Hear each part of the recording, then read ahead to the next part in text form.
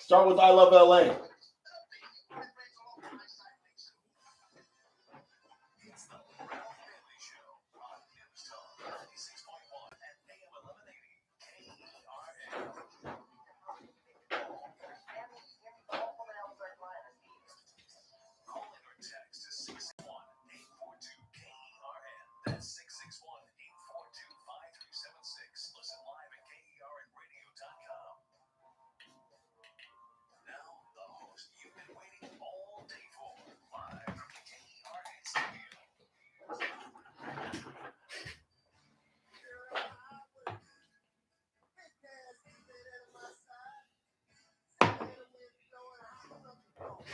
We were born to ride. Roll down the top. And let the music stop.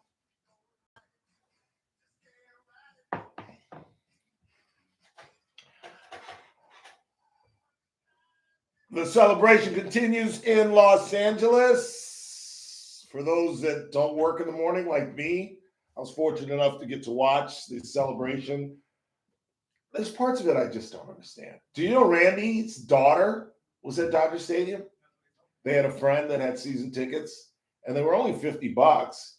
And his mother-in-law bought him and took his daughter, and they went down there. But there are just some fans I can't comprehend.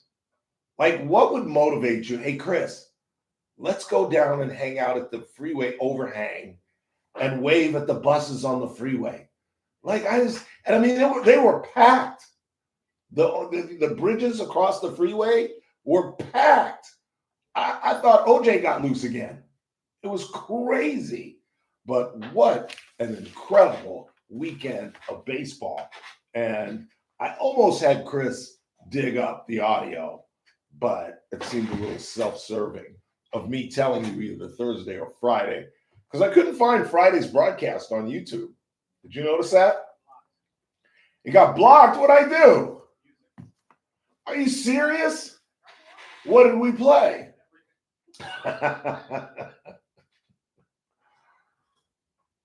All right. We'll shorten the music. How long do we get playing the music? Like 10 seconds? Where's my Dodge hat? I gotta wear my. Yeah. Well, it'll probably improve the broadcast. Me stop singing. I gotta wear my hat. I'm not gonna wear it during commercials because it stinks to high heaven. And it wasn't even on. Sorry, guys. And I'm not wearing my mic, so you got to hear me through here. But yeah, I'm sure they heard a little bit. But this is the hat I dug up. Text message by now. I dug up from the closet. It smells like mothballs and other heinous things. We gotta get you an actual hat. And you know, I was at Dodger Stadium 2 times in 2024, and normally every time I go to Dodger Stadium, the very first thing, I don't like the lids. I don't like the hats. I like the visors. Yeah. Because I like wearing them when I play golf, and I just prefer the visor to the lid. And every single year that my big dog parent takes me, or Chet and I get some tickets and go down there like we did last year, I always buy a visor. But I have not. But so I'm wearing this stinky one. I won't wear this with Kathy in the room because it really does smell like mothballs. I dug it out of the closet. Get off me. But it was a crazy Saturday night. Where'd you watch the game? I was at a wedding, so I was between the wedding and. Oh, that sucks. But you're not really a Dodger fan. No, it was one of my really good friends' weddings. I was excited for a while. So we actually was at Calm. Very interesting. That is interesting. Never had a wedding at Calm, but it worked out really well. That's crazy. But yeah, it sounds different. I had spent the day with a friend at Firehouse, Firestone, Fireman, Fire on the Mountain. Fire on the mountain. I'm pretty sure you actually said it right the first time. Did I really? Fire hydrant? Yeah. Fire. And gave my money to the Mafia. Journalism, which won one of the Triple Crowns, didn't it? I won a couple races last year. Is still trying to find the finish line. So I blew a little money there and then got home just in time for the game. and was going to be sequestered in my house. I got invitations to go 3 different places, and I was like, no. And then down 3-1, Arieh calls me, Mike Arieh, and says, come on, let's go to KC Steakhouse and watch the game. And I said, no, we're going to lose. I don't want to be out in public pouting, crying. No. And he's like, I'm halfway there, boy. You better meet me up there. And I'm like, damn, it's my best friend. And See, you're better. Grudgingly. My friends would actually make me come and rip them out of the house. Well, see, that's what I was worried about. I've been walking distance from the place. He might have walked to my house. Well, he would have never walked. This bad. Yeah, he would have drove his ass. But he would have. Yeah. So I just got dressed, and I got there, and I'm like, when he walked in, he beat him there. He claimed he was halfway there, and I said, "This is the guy that made me come watch us lose." And as soon as he walked in, he said, "All we need is a home run to get back into the game." And as soon as he sat down, Max Muncy hits a home run. And so now I'm re-engaged because we're one swing away. And of course, that one swing came from a 37-year-old guy who hadn't had a hit in a month. You never sent it to me. I didn't send you Miggy? No. Yes, I did. I know I sent you Miggy. Remember, that's why I walked in there and told you the thing that you sent me was a pizza ad. I thought that was the winning deal. Hang on. I know I got Miggy then, if you don't have it. I'm pulling it up right now. No, I got it right here, I think. I didn't send this to you? All right. Let's see if I can pull it up. See, for some reason, I can't get the audio the very first time. Drilled to left field and deep and gone! No way! Miguel Rojas!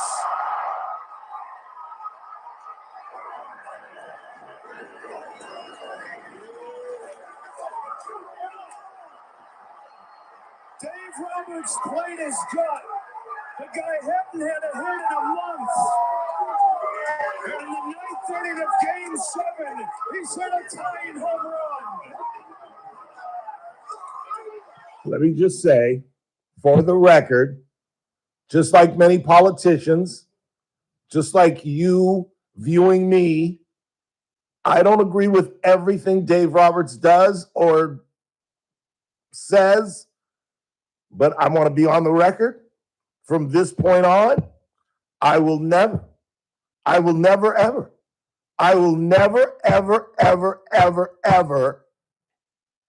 call for his firing.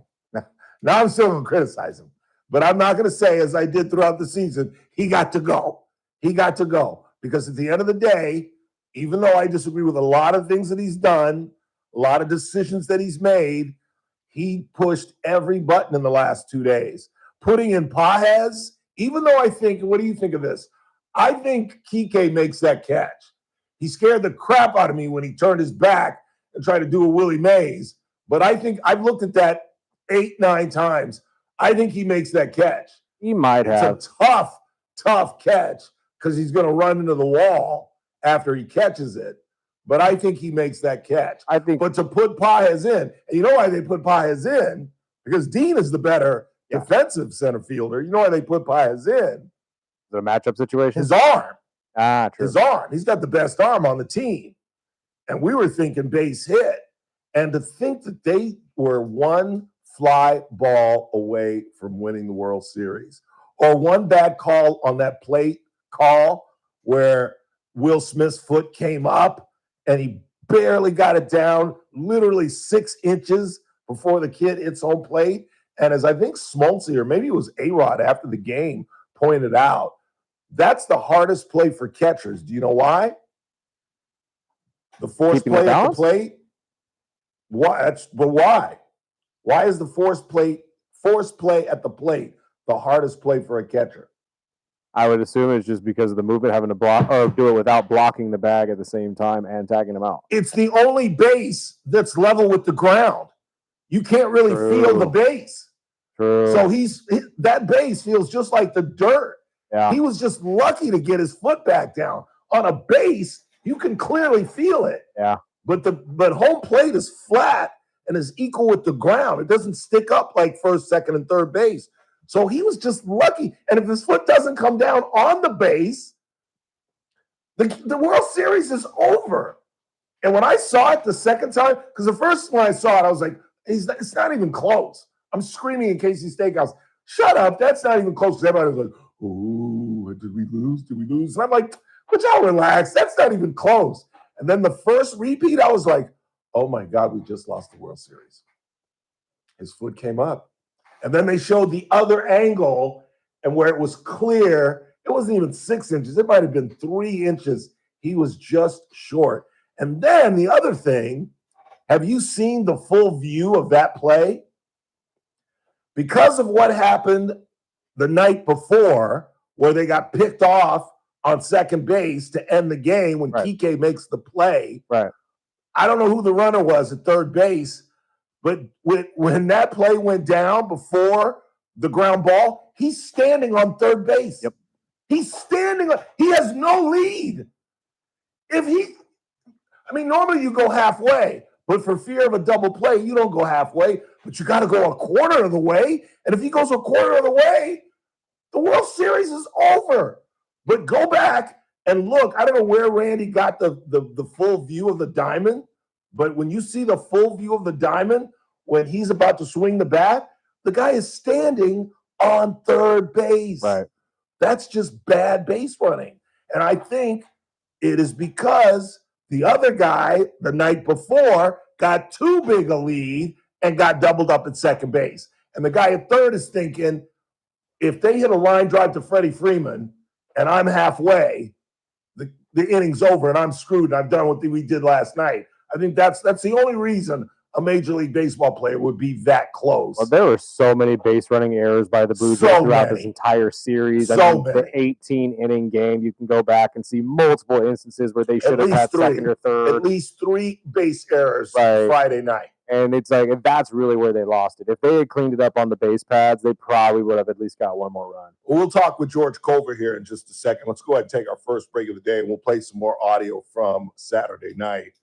And I'll tell you about the celebration this morning. I was able to watch it on KTTV, Channel 5. They went wall to wall all morning, all afternoon. And it was a crazy celebration. They introduced, did I tell you this? And I was gonna say this is the one improvement the Dodgers have to make for next season.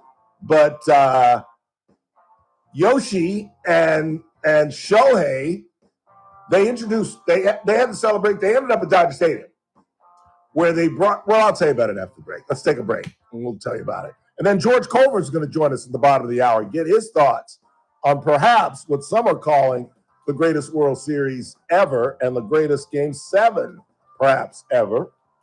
It's a Monday, so Kathy Abernathy will be here. She wants to bang the cage on Proposition 50. And I'll be quite frank, and we'll say this when we talk about it, I don't know why. I gave Teresa Goldner 5 points and Andrew Cuomo. I'm going to give Kathy 10 points and no on 50. And I'm still going to win. That's just the reality, folks. 50 is going to win by 15 to 20 points tomorrow. That's just the reality. But we'll talk about it with Kathy Abernathy. Unfortunately, I'll have to talk about Donald Trump's interview on 60 Minutes. Kathy didn't even watch it, she told me, which is a little bit shocking, but so I'll talk about it. We'll talk about the shutdown continuing. And Scott Galloway has written a book about men, young men, notes on being a man. And you should hear some of the statistics of 18 to 25-year-old men in terms of having friends, dating, going places, leaving the house, living with their parents. It's kind of frightening. It really is. We'll talk about that. And tomorrow's election. Got some gubernatorial races in Virginia, New Jersey, Prop 50, AG's race in Virginia as well. We'll talk all about that. And, of course, Zora Mamdani's win tomorrow in New York. It's the Ralph Bailey Show on a jubilant Monday right here on Newstalk 96.1 and AM 1180 KRN. We're streaming live at kernradio.com.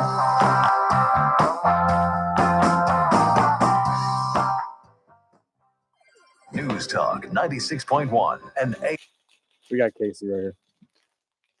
On the next Armstrong and Getty show, maybe it was Bill Gates coming out as a green energy realist, but country after country around the world is saying, yeah, we're not doing that anymore. The latest artificial intelligence tragedy story. An AI bot told a kid to go cut themselves? What? Got to take a look at that and all the news of the day. Next, Armstrong and Getty show. weekdays noon to 2 on News Talk 96.1 and AM 1180 KERN. Just want to thank Cassie Biddle and her incredible staff. I spent 3 of the 7 nights watching the World Series at her place. Let me tell you something. Nobody's happier than Cassie Biddle that this thing is over, because at one point on Saturday night, I turned around. The place was almost packed, but nobody was eating. Nobody was ordering drinks. Everybody was watching the game. That just goes to show what a big heart Cassie has. It really is. But things are getting back to normal. And again, Casey Steakhouse, obviously, you voted them in the Bakersfield, Californian poll as the best steakhouse and the best ambiance for a restaurant.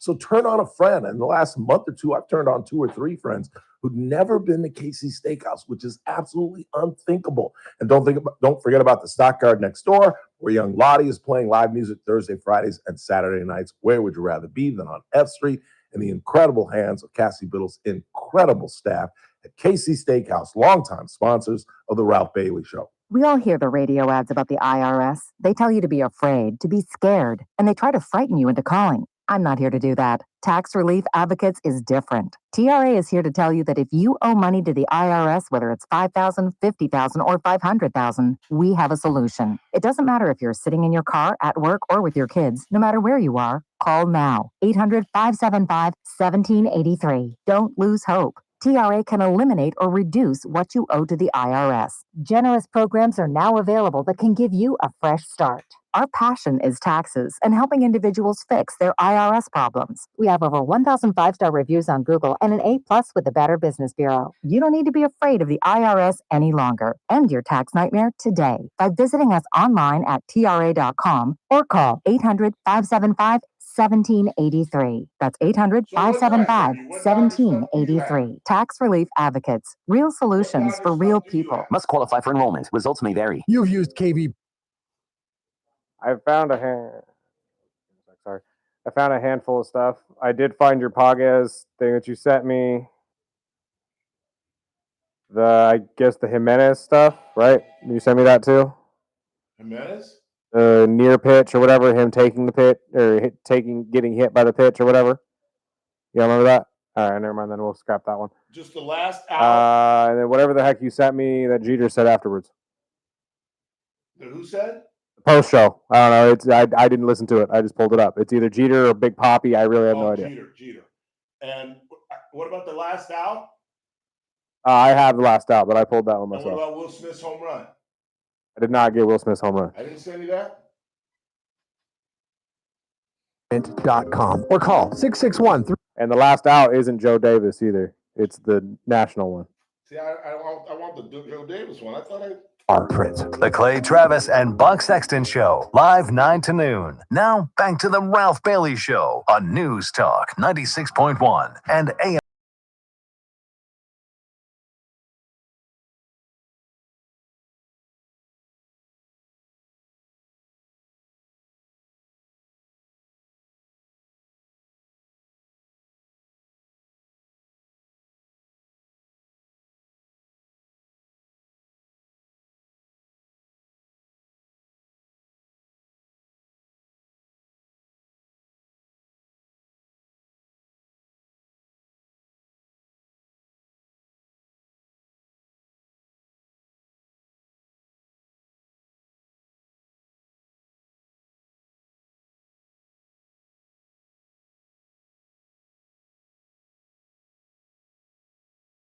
And that's something I think they're going to have to do all next season is Yoshi and Shohei both addressed the Dodger crowd in English. They didn't say much, but everybody who watches the Dodgers knows they speak English. We've seen them talk to their teammates, talk to their coaches. You see Shohei talking to the first base coach every time he gets on base. You saw him, in the locker room. They speak English, and for the first time, I heard Yoshinobu and Shohei speak English to the Dodger crowd, and Shohei just said, "I'm ready for a third one."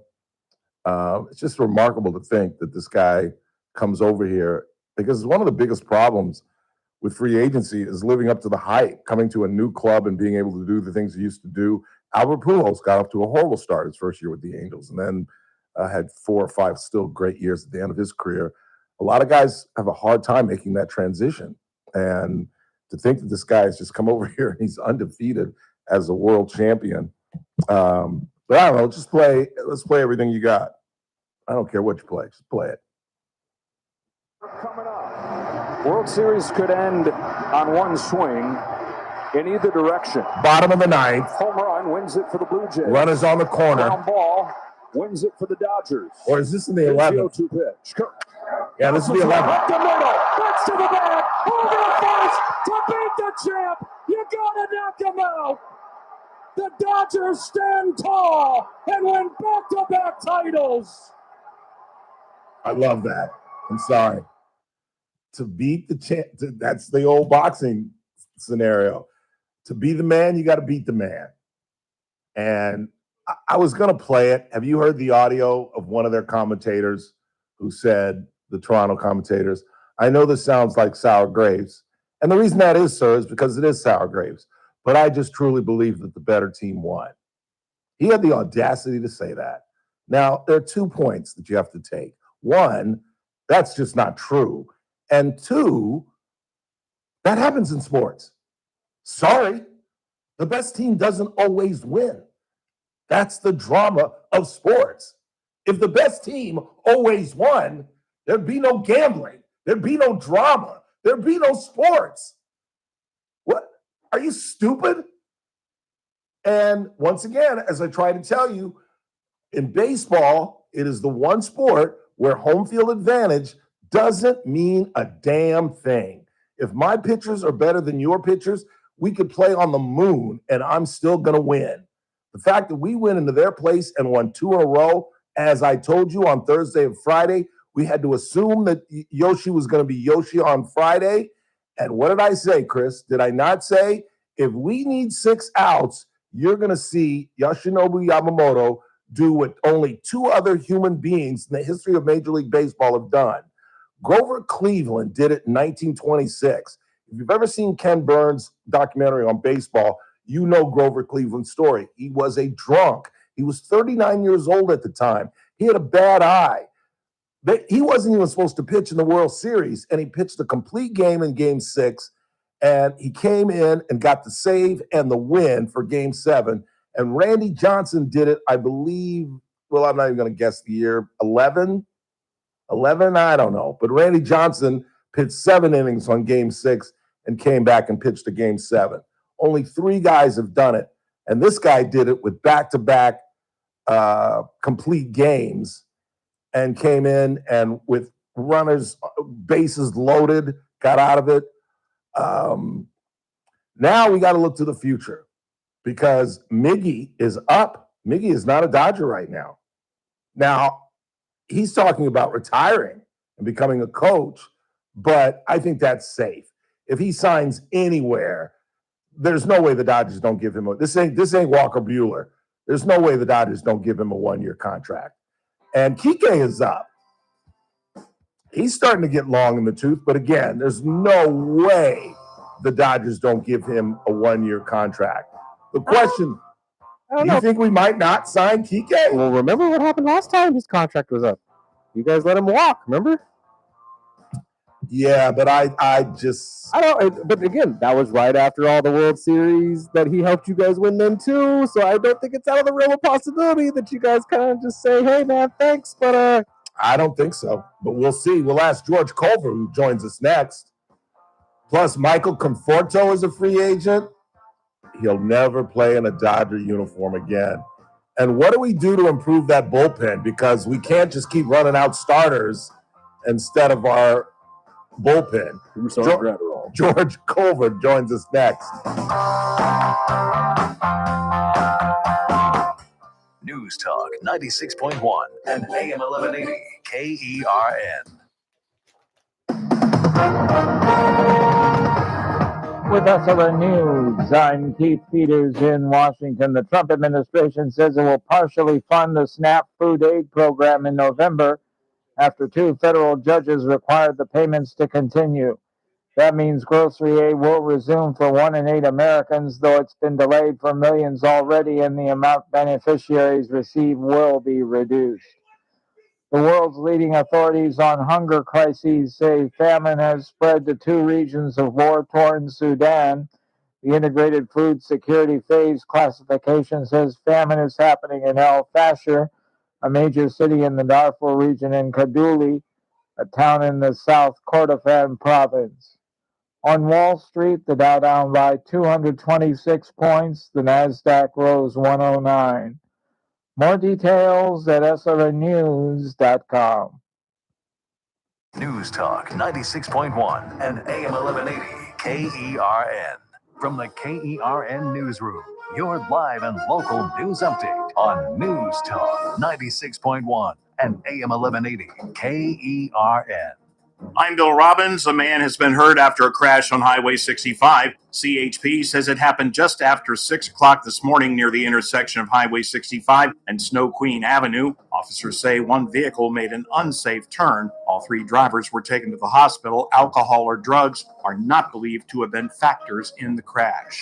A bicyclist has died after being hit by a Bakersfield Fire Department arson unit truck. Around 10 o'clock Friday morning, Bakersfield police were called to the area of Union Avenue and 4th Street for a reported vehicle versus bicycle crash. Emergency crews provided immediate medical care. The victim was taken to the hospital but did not survive.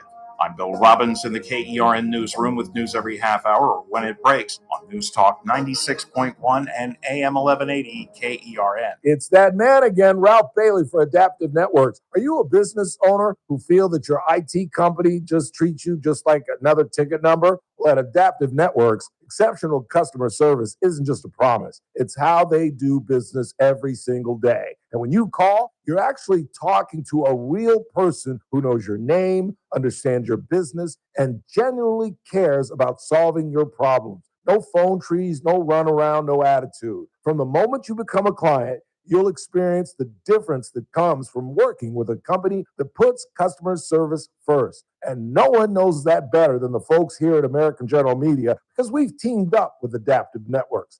Ready to experience IT support the way it should be? Call Adaptive Networks at 661-241-0638 or visit adaptive-net.com today. Adaptive Networks, where great technology meets even greater customer service. Trucordia, a new name, but a trusted partner for Kern County businesses. With more than 100 years of combined experience, Trucordia delivers cost-saving strategies, risk-reducing solutions, and easy online tools to simplify benefits management. Trucordia goes beyond health benefits, helping your business thrive. Call Trucordia today at 661-401-2280. Trucordia, building trust, creating harmony, protecting Kern County businesses. Trucordia, 661-401-2280. It's the JR Show. So Chip Bag Clip Andre Gonzalez was asking, why are we upset that Dolores Huerta gets the money when we weren't upset that any other business gets the money? Well, Dolores Huerta is the only business in town that has gone out and actively campaigned for Prop 50 or any other political thing. That's why we're upset about it. You can't give money from a city to a political organization disguised as a nonprofit. The JR Show, weekdays at 2 p.m. You're listening to The Ralph Bailey Show. Catch me weekday morning 6 to 9 a.m. on First Look with Scott Cox, News Talk 96.1 and AM 1180 KERN.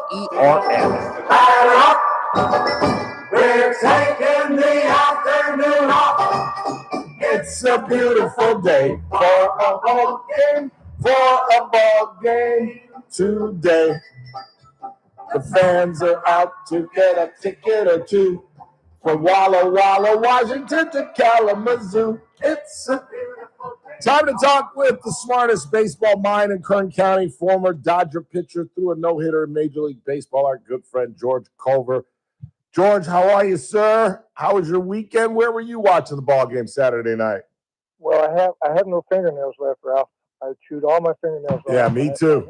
My hair's falling out. I was home watching both games. The one game that was really tough to watch, the 18-inning game that lasted till midnight. And Yeah. people in Toronto, they were at 3:00 in the morning, and they got the disappointment at 3:00 in the morning, and then they get the disappointment of losing 2 games at home. So Toronto is not a happy city right now. No, they really aren't. And did you hear their broadcaster? One of their broadcasters is going sour grapes, insisting that Toronto was the better team, and just really, you can say that. Turn it down. They have been on paper, but that's not what win. You don't win on paper. That's right. That's right. And as I just said, the best team doesn't always win. That's the best part about sports. No, that's the fun. The fun of sports is the mystery. Yeah. Look at all the NFL upsets yesterday. Exactly. So. And there are just so many pivotal moments. The ball lodging in the fence the one night. Will Smith getting his foot down. Miggy not losing his balance and being able to throw home. Miggy making that short hop, which people don't realize what a difficult catch that was. Pages coming over the top of Key. I mean, there's just so many different pivotal points that absolutely could have changed the whole series. No doubt about it. I mean, it's almost like the Dodgers were a team of destiny. Yeah. They had so many great breaks, just like last year against the Mets. Look at that game 5 in New York when Judge dropped a fly ball and the shortstop threw a ball away at third. Yeah. And the Dodgers were down 4 or 5-0 and come back and won the game. This year the same type of stuff happened to them. One of the things that kind of goes, I haven't heard anybody talk about it, and I was just shocked when they did it. And I'm not sure, it might have been the 10th inning or 9th inning, but they took Bichette got on first base, and they took him out for a pinch hitter. And so nothing happened there, but comes around next time when Vladdy led off at the 11th with a double. Now Bichette's not the hitter. Right. And so now if Bichette's a hitter, he's not bunting. Nope. He's not bunting. He's swinging. And so the kid they had up there bunting, okay, made a great bunt. I'll tell you what, that another play goes unnoticed. Yoshi. Yamamoto made a great play. Yeah. That's the easiest throwing that ball down the right field line. And again, there were so many incidents that game where Toronto had a chance to win, and everything kept breaking right for the Dodgers. But when they took Bichette out, I said, "Boy, I hope that comes up again because he won't be able to hit." Yeah, and he was one of the hottest hitters on the team at the time. You're absolutely right. And nobody really says much about it, but that was one of the key things in the whole game. And, yep. There's just so many things. Like you said, that ball lodging in the fence. Now, if that ball doesn't lodge in the fence, that's a stand-up triple, and they got to run. So there's no guy on second base to get doubled off. Yep, exactly. And we're off to extra innings or maybe even a loss. Who knows? It's just incredible. I mean, this one thing after another. The people, the Toronto guys, they're sitting on the bench in the 9th inning. They got the closer in there. All right, we got the bottom of the order up. Yeah. So we get Miggy and I think it was Hernandez. Got them out. They're not going to be a problem. But then we'll probably have to walk Ohtani on purpose. And but when Ohtani comes, the score's already tied. It didn't matter now. Yep, exactly. I mean, that was just. Did you see Dave Roberts' reaction when Miggy hit the home run? I've never seen that reaction in my life, where he grabbed his head like, I can't believe what I just saw. I've never seen a manager do that. Never. You're supposed to act like, yeah, I knew that. That's why I put him in. But he was like, holy Toledo, what just happened? I could not. You look back on the series, Toronto had some kind of record for most hits and most RBIs, and the Dodgers had the worst batting average except for, I think they had the second worst batting average in the history of World Series. They still won. That's incredible. What other game in any I don't care what game, first game, second game, whatever it was, especially the 7th game where 4 starting pitchers came in relief. Where would you ever see that? Yeah. It's just, oh my gosh, it was just so exciting. When Muncy hit the home run, I had a real good feeling about the game at that point. I don't know why. too. I just said, you know what? That's a big run right there. Yeah. Now we got any kind of little break we can get back in this game. Sure enough, we got it. So, and we have the depth where guys like Miggy or Edelman, guys you don't expect to hit home runs, can. They don't, but they can. You know, and Miggy to come through. If it had been me, I'd have had Miggy in the lineup a long time ago. Yeah. I had Pages out of center field and put Edmund in center field. At least he can hit the ball. Yeah. Yeah. Pages was what, 4 for like 55 or I think something? he was hitting like 80 for the World Series. Yeah, poor guy, felt so bad for him. He's gonna have a hard time keeping his job next year. Even with the 27 home runs and I think him, he's gonna have to show something in spring training. Yeah. And they'll probably give him a chance once the season starts. But if he starts off like he finished, he's not gonna make that club. Yeah. George Culver is our guest. That's one of the things I wanted to talk to you about is next season. Obviously, the biggest hole is the bullpen. And I was looking through the free agency, and it's a lot of starting pitchers that are available, but not a lot of bullpen guys. Do you think we double down with the guys that we have and come back with some of the guys like that were on the IL, like Evan Phillips and Baltusrol or whatever his name is? Yeah, Gatterall. Gatterall, yeah. Well, but you don't know. Gatterall had been hurt for 2 years. Yeah. And, so you don't know. I mean, I love Evan Phillips, but I love Trinan last year too. Look what he came back. He came back, couldn't do anything. Yeah. And, they signed that guy, the little right-hander. I can't think of his name. I can't think of his name. But anyway, Kopech? He couldn't get nobody. Michael Kopech? No, he's the other guy. It's Kopech too, but they had another guy, little stocky right-hander with a good split finger. He couldn't get nobody on the roster either. Yeah. Took him both off the roster. But the guy from the Mets just became a free agent. The big right-handed. Oh, Diaz? Yeah, he just became a free agent. Ooh. So they might be going after him. Yeah. What about Roki? Is he permanently on the bullpen from now on, do you think? That's hard to say. I don't know about that. They might try him as a starter again next year. He didn't do very well as a starter this year. They might try him as a starter. If it doesn't work out, they might move him back to the bullpen. But we'll see. He's pretty darn good, I'll tell you.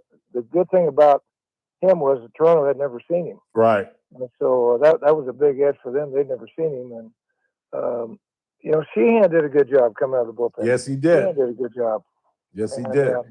There was a lot of, Rabowski did a good job coming out of the bullpen. There's guys that just kept picking guys up if the Dodgers go to the bullpen earlier than the eighth inning, it's hang on to your seat. Yeah, no kidding. And they survived that. They survived that 2 or 3 times. Yeah, we really did. So, Toronto has a really good bullpen too. They got a really good bullpen, and so again, they probably had their bullpen probably a little better than ours, and we still beat them. Yeah. Talking with George Culver, what did you think when the guy got mad that Robliski hit him?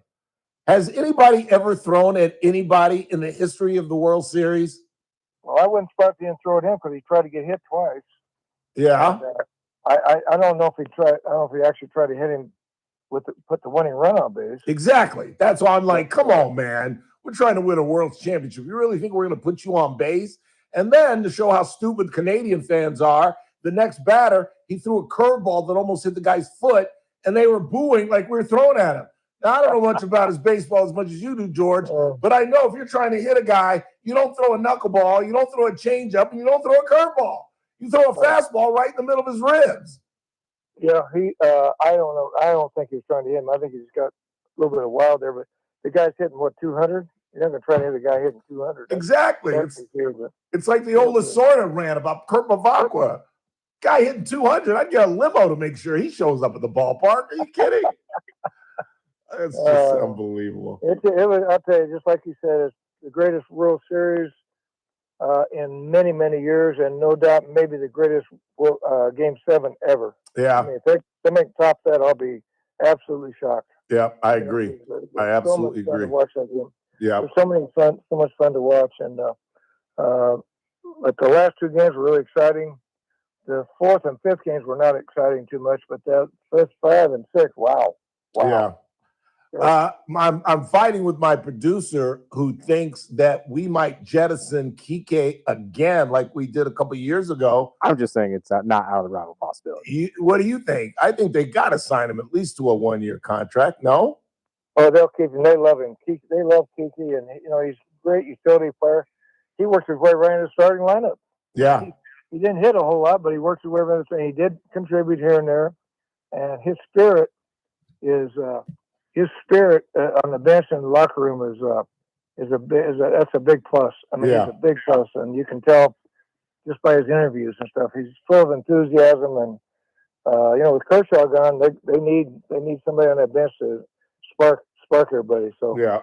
What about Miggy? He's you got to sign him for 1 more year. He's talking about maybe even retiring, but if not, you got to sign him to a 1-year contract, don't you? I thought he said he was going to try to play 1 more year. 1 more? Okay. Who knows? Who knows?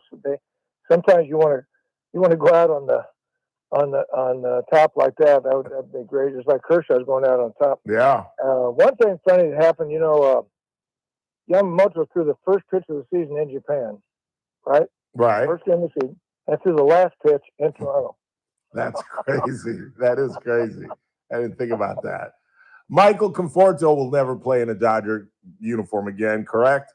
No, I don't see him playing in the Dodger uniform again. No, there's 3 or 4 guys that are going to be looking for a job. Yeah.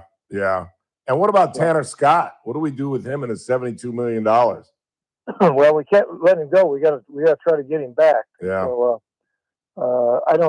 I don't think he's the same guy as he was when we signed him. No. But hopefully, if we don't have to use him as a closer next year, maybe he'll get his act together and help. We got 3 other good left-handed relievers.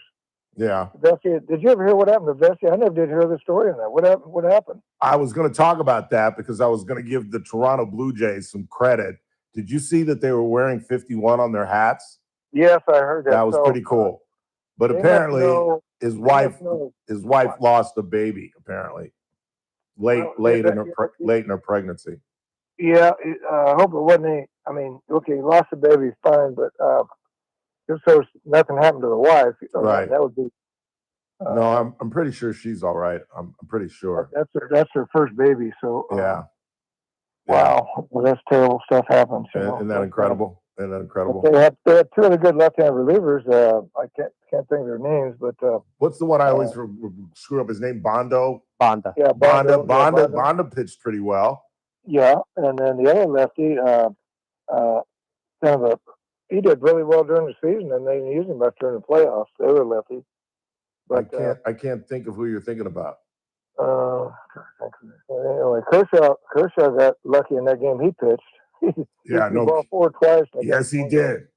That's exactly what I said. That ground ball was ball 4 easily. And the pitch before that was up in the strike zone. He fouled that. That was ball 4 too. Dryer? Are we talking about Dryer? You talking about Dryer? Oh yeah, Dryer. Yeah, Dryer. Yeah. Dryer did a really good job. Those guys nobody even heard of them before the season started. Yeah. What about Will Kane? What do we do with him? Good question. I'm surprised they didn't have him warming up. I was shocked. He wasn't even up. Wasn't even up. He would definitely been in there if they win extra innings, I guarantee you. Yeah. I don't know how much longer Yamamoto could throw, but Japanese kids are like that. They throw all the time anyway. Yeah. When I played in Japan, the starting pitcher would pitch 9 innings, and I'd go out next day for batting practice. He'd be in the bullpen throwing another bullpen. Just after you got through pitching 9 innings in a game. I said, what the heck are these guys? Their arms are going to wear out, but they hold on pretty good.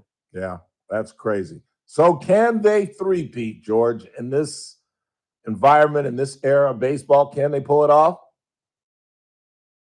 Well, they're starting pitching to do it. Now, if they solidify that bullpen a little bit and, figure out some spots on that lineup, they need a left fielder. They need somebody in left field for sure. Yeah. And so if they get a good left fielder, then they can survive with a guy like Pages playing center field. But it'll be interesting. It'll be very interesting. It is. They're not afraid of spending money. No, that's one thing is for sure. All right, George, always great to talk to you. I appreciate you taking the time and coming on the program. Well, Ralph, it was really exciting. I had a great time. I missed it. I'm having withdrawal symptoms. There's no game. I know. We got to actually watch the Lakers now. Oh, well, that guy bought the Lakers, you know. Walters, yeah, he's part of the group. Yeah. He bought the Lakers, so we'll see if they start going crazy on free agents like they did with the Dodgers. And they're winning without LeBron. They're probably better without LeBron. They won last night without LeBron. Yeah, they've had that one kid come up really well. Austin Reeves is playing well. Luka's playing well. And that kid, who's the kid, Davidney or whatever? Yeah, something like that. Something like that. He's playing well. Luka had 17 assists last night. It's unbelievable. Oh, wow, I didn't see that. Yeah, I didn't either, but that's what I heard. All right, George, I got to fly. Thanks so much for coming on the program. I appreciate it. Great talking to you. Thanks for the invite, buddy. All right, buddy. Take care. George Culver, Major League Baseball player, threw a no-hitter in Major League Baseball. Quick timeout. Kathy Abernathy joins us at the top of the hour. Got some more Dodger highlights for you when we come back. And we'll check the board. Then we'll get into some of the political stuff. Donald Trump was on 60 Minutes last night. You'll hear from the president. And day 34 on the shutdown as we get closer to setting a record for the longest shutdown in history. And we'll talk about Scott Galloway's book on young men and why they are struggling so in the 21st century. It's the Ralph Bailey Show on News Talk 96.1 and AM 1180 KRN, streaming live at kernradio.com. News Talk 96.1 and AM 1180 KERN. Start your day right. First Look with Scott Cox, 6 to 9 a.m. On the Tuesday edition of the First Look program, we'll review my application to be the next chief of the Bakersfield Police Department. Talk water with the best in the business. That's Lois Henry from sjvwater.org. And we'll back all of that up with state-of-the-art news, traffic, and weather. 6 to 9 a.m. right here at News Talk 96.1. And streaming live on the World Wide Web at kernradio.com. First Look with Scott Cox, 6 to 9 a.m. News Talk 96.1 and AM 1180 KERN. Hope you join us every Thursday, particularly at 4:30, when Daniel Petrie from Messmaker and Petrie Wealth Advisors joins us. Daniel gives us a weekly update on the deficit and its growth. We look at silver and gold and obviously the stock market and all kind of economic issues that most importantly impact you. But again, you guys know what Messmaker and Petrie Wealth Advisors are all about. They're all about retirement. I keep telling you guys, it's one of the smartest moves that I've ever made financially. Call Daniel at 395-9400,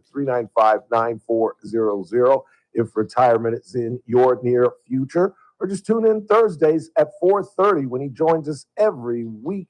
Daniel Petrie and the folks at Messmaker and Petrie Wealth Advisors. This broadcast is for informational purposes only. Does not constitute a solicitation or offer to buy or sell any security, future, option, or other financial instrument, or to offer or provide any investment advisory or other services to any person in any jurisdiction by Daniel Petrie or MPWA Inc., DBA Messmaker and Petrie Wealth Advisors. Any views expressed in this broadcast by us are prepared based upon the information available to us at the time, and we are under no obligation to update our views. Must qualify for enrollment. Results may vary. Attention! Have you racked up $10,000 or more in credit card debt? Are you barely getting by making minimum payments? With credit card debt reaching all-time highs, National Debt Relief is notifying consumers about significant debt relief options currently being made available to help those with overwhelming credit card debt. These options may reduce a large portion of credit card debt for those who qualify. You don't need to declare bankruptcy or take out a consolidation loan, and you may only have to pay back a fraction of what you owe, even if you have bad credit.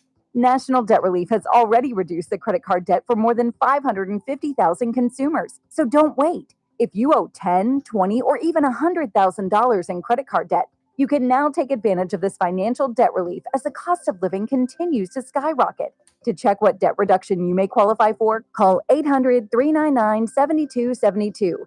800-399-7272. Again, that's 800-399-7272. Meet Paul Sheldon's client, Norma Diaz, owner of La Rosa Fruit Bars and Ice Cream. Hi, I'm Norma Diaz from La Rosa Fruit Bars and Ice Cream, and I'm a client and friend of Paul Sheldon. I've known Paul for many, many years, and my parents happened to be his first clients. So, of course, I called Paul and immediately felt this peace come over me, knowing that I didn't have to freak out about making a big decision. His knowledge about Medicare and your health insurance needs are beyond compare, and I was taken care of immediately by his wonderful staff. He knew everything that I needed and what I wouldn't need, so I was pretty much in and out of there in record time. If you're getting to that age or you're going to be needing to know about Medicare, then he's the one to call. He will totally help you out and get you pointed in the right direction. You're going to leave there feeling a great accomplishment and no concerns. And even if you have questions later, his staff can help you out. Those feelings are just priceless to me. So call Paul. You'll be glad you did. When Medicare matters, our team has the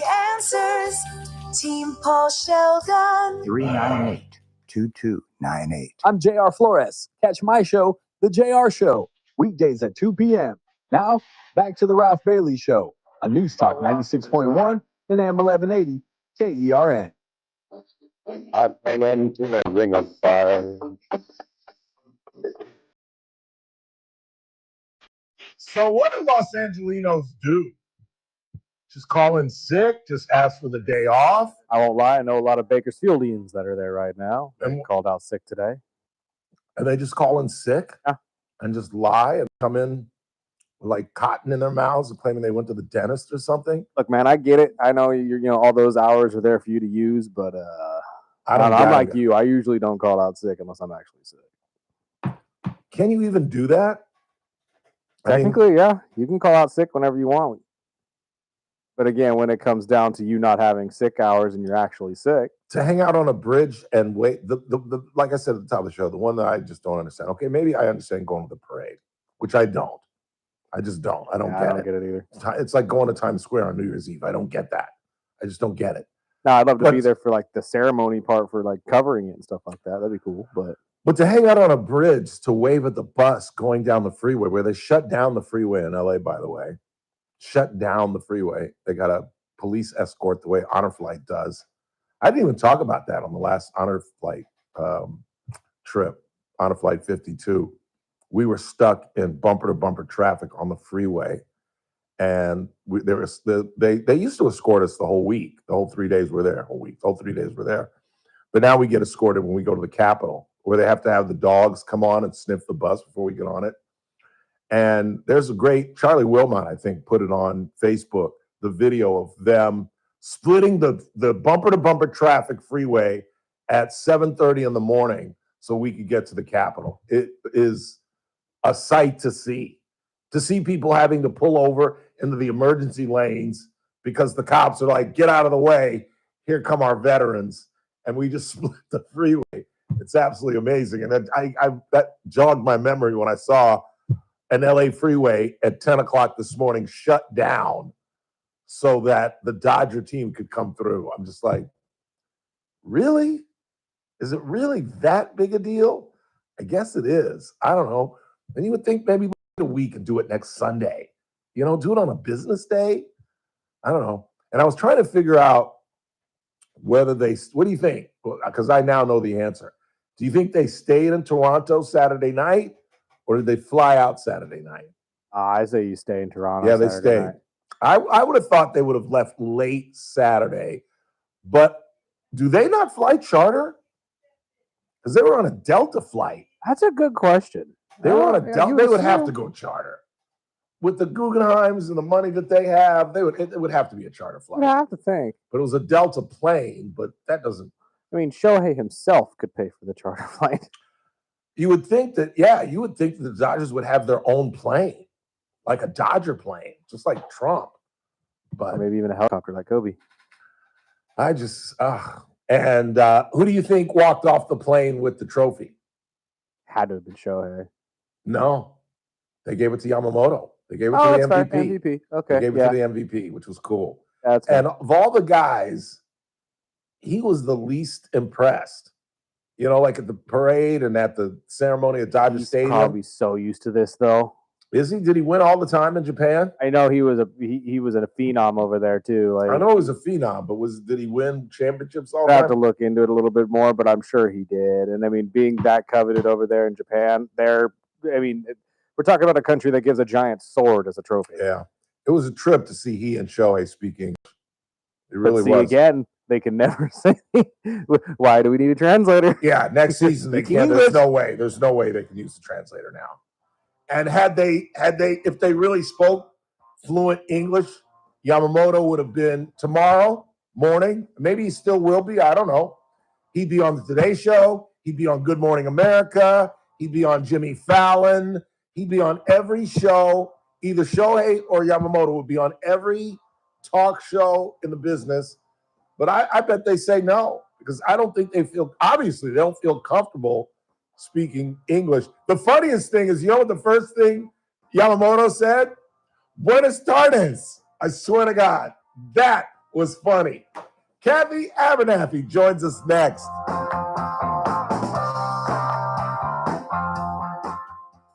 This is AM 1180 KERN Green Acres. This is 96.1 FM Bakersfield. Online at KERNradio.com. News this hour from Town Hall. I'm Keith Peters in Washington. The Trump administration will partially fund the SNAP food aid program to keep it running during the government shutdown. White House correspondent Greg Clugston reports. In response to a pair of judges' rulings, the Department of Agriculture will provide some SNAP benefits after funding ran out over the weekend. It's not clear how much beneficiaries will receive. It's also not immediately known how quickly beneficiaries will see value show up on the debit cards they use to buy groceries. SNAP is the country's largest food program and serves about 1 in 8 Americans. Greg Clugston, Washington. One of 2 men arrested in connection with a mass stabbing attack that spread fear and panic on a London-bound train a day earlier has been released without charge, and that one person, a heroic member of the railway staff, remains in a life-threatening condition. BBC correspondent Daniel Sanford reports. It's now emerged that the police have reduced their 2 suspects down to 1. He's the 32-year-old man, British-born, from Peterborough, earlier described by police as a black man of British citizenship. And he is now their only suspect being held on suspicion of attempted murder. And the 35-year-old man who was arrested last night, police have said that people in good faith had told them that he was involved in the attack, but they're now satisfied that he's not involved at all. Authorities say Anthony Williams is charged with 10 counts of attempted murder, 1 of actual bodily harm, and possession of a bladed article. Israel has returned the bodies of 45 Palestinians, according to the Red Cross. It comes a day after militants returned the remains of 3 Israeli soldiers killed in a Hamas-led attack in October of 2023. On Wall Street, the Dow down by 226 points. More at townhall.com. Hey, I'm Mike Slater. My dad passed away at the age of 63. It's out of nowhere. Had a stroke. Super hard, obviously, for the whole family, but my dad had life insurance. This is why I have life insurance for my family, for my wife, and 4 kids. And the best place to get life insurance is ethos.com, because you can do it in 10 minutes. And there's no medical exam and no blood test, just a few health questions. Get life insurance in 10 minutes so your family is protected. Ethos, E-T-H-O-S, ethos.com/Mike. At Audion Hearing, our mission is simple: to make better hearing affordable for everyone. We're proud to offer high-quality, rechargeable hearing aids starting at just $98. Clear, comfortable, and ready to use right out of the box. And here's a study worth hearing. Johns Hopkins research shows that wearing hearing aids can reduce your risk of dementia by up to 61%. Join over 1 million happy customers and hear the difference today by going to audionhearing.com. That's AUDIEN hearing.com. From the KERN Newsroom, your live and local news update on News Talk 96.1 and AM 1180 KERN. I'm Bill Robbins. A man has been hurt after a crash on Highway 65. CHP says it happened just after 6 o'clock this morning near the intersection of Highway 65 and Snow Queen Avenue. Officers say one vehicle made an unsafe turn. All 3 drivers were taken to the hospital. Alcohol or drugs are not believed to have been factors in the crash. Bakersfield police say a suspected DUI crash has left a man hospitalized in critical condition. Officers were called to the intersection of Hageman Road and Fruitvale Avenue just after 7 o'clock Sunday morning. Arriving officers found a Mazda Miata and Mitsubishi Outlander crashed at the intersection. The driver of the Miata and the female passenger of the Outlander, as well as a juvenile passenger, were taken to the hospital with minor injuries. The man riding in the Outlander was taken to the hospital and is listed as critical. Officers believe that speed and intoxication were factors in the crash. A bicyclist has died after being hit by a Bakersfield Fire Department arson unit truck. At around 10 o'clock Friday morning, Bakersfield police were called to the area of Union Avenue and 4th Street for a reported vehicle versus bicycle crash. Emergency crews provided immediate medical care. The victim was taken to the hospital but did not survive. A 39-year-old woman from Taft has been arrested for alleged copper wire theft and was found to be in possession of over 15 EBT cards and a controlled substance. Last Thursday, Kern County Sheriff's deputies served a search warrant in the 300 block of Tyler Street. Melissa Rodriguez was arrested for possession of a controlled substance, of stolen property, and getting public aid through false pretenses. She was found with about 50 pounds of copper wire. I'm Noel Robbins in the KERN newsroom with news every half hour or when it breaks on News Talk 96.1 and AM 1180 KERN.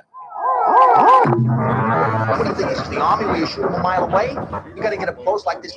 Bing, you blow their brains all over your nice Ivy League suit. It's the Ralph Bailey Show on News Talk 96.1 and AM 1180 KERN. Now make sure you leave the house when you make the call. You understand me? You hear me? Call from an outside line. I mean it. Call in or text to 661-842-KERN. That's 661-842-5376. Listen live at KERNradio.com. Now, the host you've been waiting all day for, live from the KERN studio. Here's Ralph Bailey. Hour 2 of the broadcast on this Monday, 3rd day of October. It's my sister's birthday. Not that she'll get a phone call from me. That's a whole familial thing that I'm not going to get into. We've got lots to do, however. We'll talk about Donald Trump's interview on 60 Minutes with Norah O'Donnell. Day 34 of the shutdown, we'll get to that as there are more cancellations, 3-hour delays, even at LAX now. 5,000 alone on Sunday. Get into that. And again, I got a weird topic to get into. I saw Scott Galloway. Many of you probably know him if you saw him. He's a former journalist now, written a book called Notes on Being a Man. And he's got some frightening statistics on 18 to 25 and 18 to 30-year-old men who aren't going to college. They're not meeting women. They're not having sex. They're not getting married. They're living with their parents.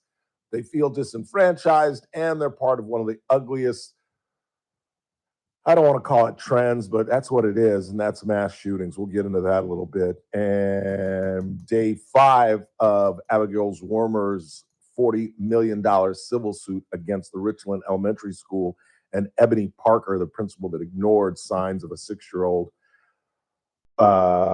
who shot her in the chest at Richland Elementary. But it is a Monday.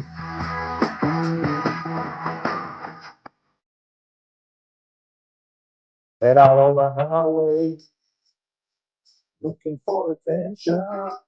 Real quick, before I let you get into what you want to talk about, do you know what their defense is in this civil suit about the 6-year-old? They're saying that it is incomprehensible. You can't expect the principal to believe the warnings that a 6-year-old would have a gun. And I would say if this were 1975 or 1980 or 1985, that would be a legitimate defense. But in the 21st century, in 2025, I don't think that holds up. No. I mean, we were all surprised, but would anybody be shocked that a 6-year-old got a gun and took it to school? I don't think so. No, I think we've had something similar, maybe a couple years older, but no, it's most of it is parents that are just ignoramuses. I mean, they just are. She just finished a 2-year stint for child neglect, and I think she should have got a little harsher. She'd left it in her purse. That's where he found it. I mean, really? What are you going to do? All right, no. Anyway, what do you got on this Monday? Well, but before Election Day, special election here and gubernatorial races in Virginia, New Jersey. Right. Yeah, I was just listening, though, to your George Culver interview, and I have to bring up that he spoke at my Rotary Club last week. Yeah, good choice. So during the speech, he said, well, in the late 70s, he played in Japan. So, well, I dated a guy at UCLA named Steve Smith, who I never heard of since. But anyway, but he went to Japan to be a pitcher. So I thought, hey, I'm going to ask him if he knew him. So I went up and asked. I said, did you know a guy named Steve Smith? And he said, no. So I did okay marrying Mark because I guess I was thinking that guy could be something, and I don't even know he's a big ball player. No, didn't amount to didn't make anything. It. I don't know what he did in Japan, but not playing baseball with George Culver. He played for UCLA? Yeah. Wow. Yeah. That's big time talent, though. Yeah, he had a motorcycle. I rode down Wilshire Boulevard. Kathy Swatch. On the back of a on the back of a motorcycle? motorcycle. I don't even know if I was wearing a helmet on Wilshire Not in the Boulevard. 70s, you weren't. Not in the 70s, you weren't. Nope. So yeah, I don't think he was either in the 70s. I doubt it. I doubt it. Well, Different world. Well, nobody had seatbelts. Nobody had I brought seatbelts. my older daughter home from the hospital. Just I don't know. I threw her in the back seat. Whatever. There was nothing. And that was the 80s, late 80s. I love the So- 20th century. I'm sorry. I'm sorry. All the rules and regulations. You love that, huh? Oh, 20th. Yeah, 20th. you're right. No, the 20th. 20th. Yeah. The 20th. No rules, no 70s, regulations. 80s, and the 90s were just a really good time. Yeah, yeah. And life was somewhat normal. And no now, no one went around saying they could affect the temperature, because that's why I'd always say to them, well, my birthday's in August. How about bringing it down a little? Climate change. and for some reason, nobody had peanut allergies. Yeah. You know what I'm saying? We lived on peanut butter. How could you have an allergy? That was Every the child best sandwich. had peanut butter and jelly growing up. Every child. Every other day if they could. Yes. No, that's another one. You're right. It's You're crazy. right about that. It really is crazy. But well, no, elections coming up. I'm real concerned. The turnout of Republicans statewide in this county is really low. So, folks, you've got Republicans. You've got 24 hours. This is it to get your ballot in. But I'm stunned at the low turnout. Yeah. Well, that's what I was going to say. Yeah. It's going to lose, Kathy. Mm-hmm. I'll give you 10 points. I'll give you 10 points because I got a bet with Teresa Goldner tomorrow. I'm giving her 5 points and Andrew Cuomo. I'm taking Memdani. I'm giving her 5 points because he's going to win by 15. Yeah. And I'll give you 10 points on Proposition 50. And not that I'm rooting That's for it not to even lose, fair, but yeah. the reality is they overspent us. They spent I'm going to be critical of the state Republican Party or whoever designed their mail and their campaign. It just wasn't good. No, it wasn't. It was black and red, ugly shots of Newsom and sirens on top of police cars. And Yeah. it's the kind I tell people, you don't make campaign ads that people don't want to leave on their kitchen counter. You want to just get rid of it when it looks like that. And the things we put out in this county, we put who are the best faces: Kevin, Shannon, Vince, Trump. But these state pundits in Sacramento, I was on conference calls. They all said, "No, we're not doing Trump." Why are we not doing Trump? The man got 40% of the vote statewide, 40%, and we're not going to make it about Trump when they turned everything on its head. So, I hope the voters and the ones listening understand that this procedure that Gavin Newsom's using is overriding our Constitution for 5 years. 5 years. That's what I wanted to talk about because I read an article in, I believe, the Los Angeles Times, and I will read it to you, where Eric McGee, a senior fellow at the Public Policy Institute of California who specializes in elections, said the new districts appear to have been carefully carved to preserve Latino or Black majority districts. A successful challenge is possible, McGee said, noting there are always novel legal arguments. It's just the big ones that you would think about that are the most obvious and the most traditional are pretty close. Ultimately, legal experts agree the fate of California maps and other maps in Texas and across the nation would depend on the Supreme Court's upcoming ruling on a redistricting case from Louisiana. Mm-hmm. So there is a remote chance we could take this to court and cite exactly what you talked about, them breaking the Constitution, and the Supreme Court case, which I think is going to go against the Civil Rights Act or the Voting Rights Act and change things. There's a slimmer of hope. Yeah. Is there not? There is. That's whether or not you should, to be fair to Black, Hispanic, whatever ethnic minority is in that state, by creating a district, they could win. And maybe you needed to do that 50, 60 years ago.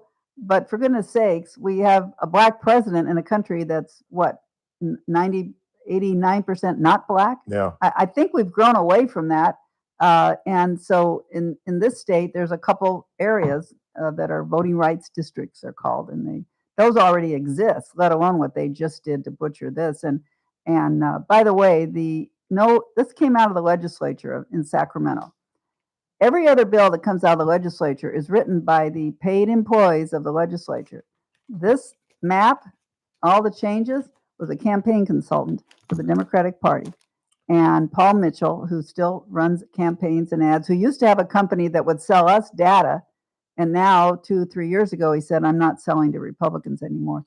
So, how obviously heavy-handed to do something where you have to hire your campaign consultant to write legislation for you. Yeah. And then stick it in front of the voters. We played the audio from Shannon Grove, who went on the floor and said they asked in committee and she asked on the floor who wrote this thing originally when it first was put out, and they couldn't even answer the question. Right.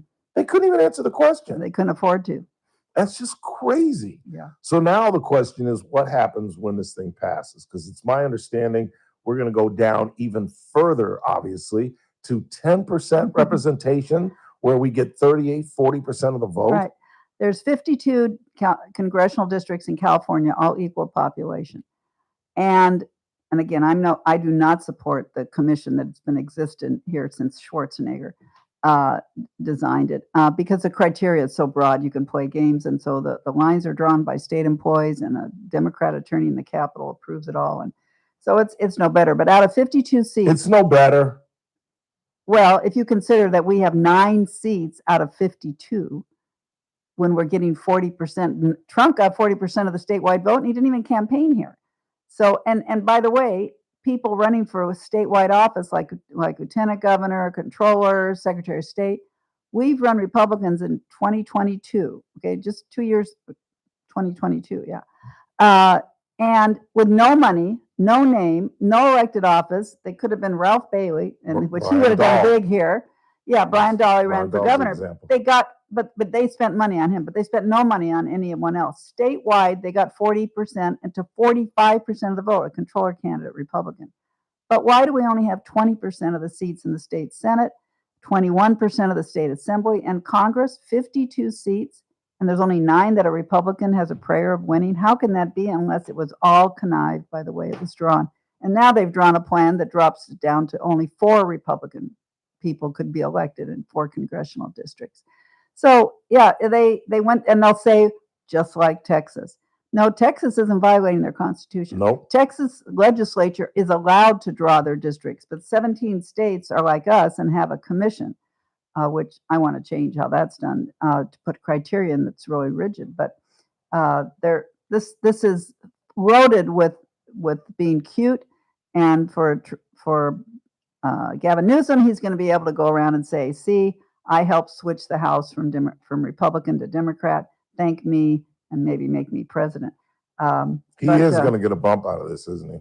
Well, I don't know. He's hard to like. I think even for, think about people, even in this state, Democrats that keep voting, they can't possibly like this man. But I don't know what state wants to be like ours when they hear about the price of gasoline in the state and the price of housing. And I just complained to my insurance people. I said, every year it's going up, and I haven't asked you for 5 cents the whole time I've had these insurance policies.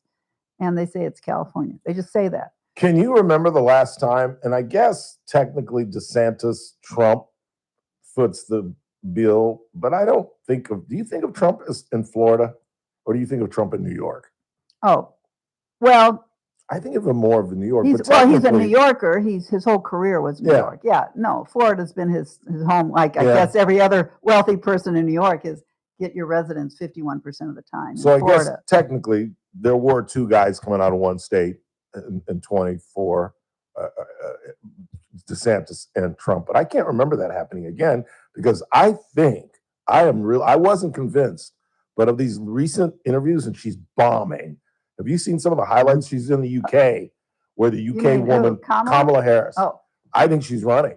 I really do. I thought she's done so poorly. No, that's what I just was saying. She's worse than she was. Like I was about to introduce. Have you seen the British interviews that she's done, where there are 2 British ladies that absolutely tore her apart? I was going to get the audio, but I didn't think you could find it, where she asks about Joe Biden's mental acuity, obviously. Unlike The View that didn't ask about that. That's her first question. And Kamala goes into Kamala Speak, where she says, look, I ran against Donald Trump, and he ran for 10 years, and blah, blah, blah. And she says, excuse me, Madam Vice President, I have to interrupt you, because that's the greatest pivot I've ever seen. But the question was blah, blah, blah. And then Kamala got rude with her, and it just went south. She's a horrible candidate, but I'm telling you, she's going to run again. And won't that be interesting to see those two have the bag on one another? Well, I was worried she'd run for California governor if nobody comes up on the Democrat side. Well, it's going to be Padilla. Don't you think? Let me in. Let me in. Yeah, don't you think? Because I don't otherwise, know. Steve Hilton could screw around and win this thing. He's the Or leading. Los Angeles. Chad Bianco? No, a Democrat. Rick Caruso. No, a Democrat Hispanic, I think. Villaraigosa? Yeah. Have you lost your mind? I think Democrats will vote for him. Again, I don't want to insult our local guy, but he's the Greg Tatum of politics. Come on, Kathy. He doesn't have a chance. You really I don't think- know. Well, No. of course, I'm still pushing. I found your Harris audio if you want to play it. Oh, really? Yeah. Oh, Yeah, can you want to hear this? Yeah, let's hear this. Nice job.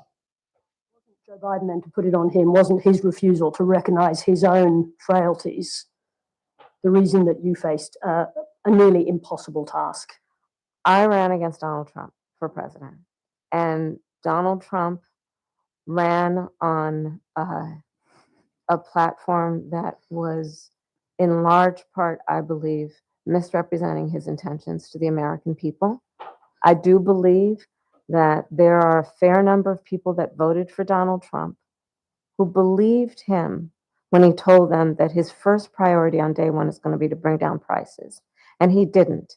And you combine that misrepresentation of intention with also what was at play in terms of massive amounts of mis and disinformation. Now, forgive me, and I want to calendar in terms of yes, the clock. I want to interrupt you because that is a world-class pivot. Joe Biden's failure to recognize his own frailties and what that did to you. The question is about Joe Biden. Are you still reluctant to criticize the former president?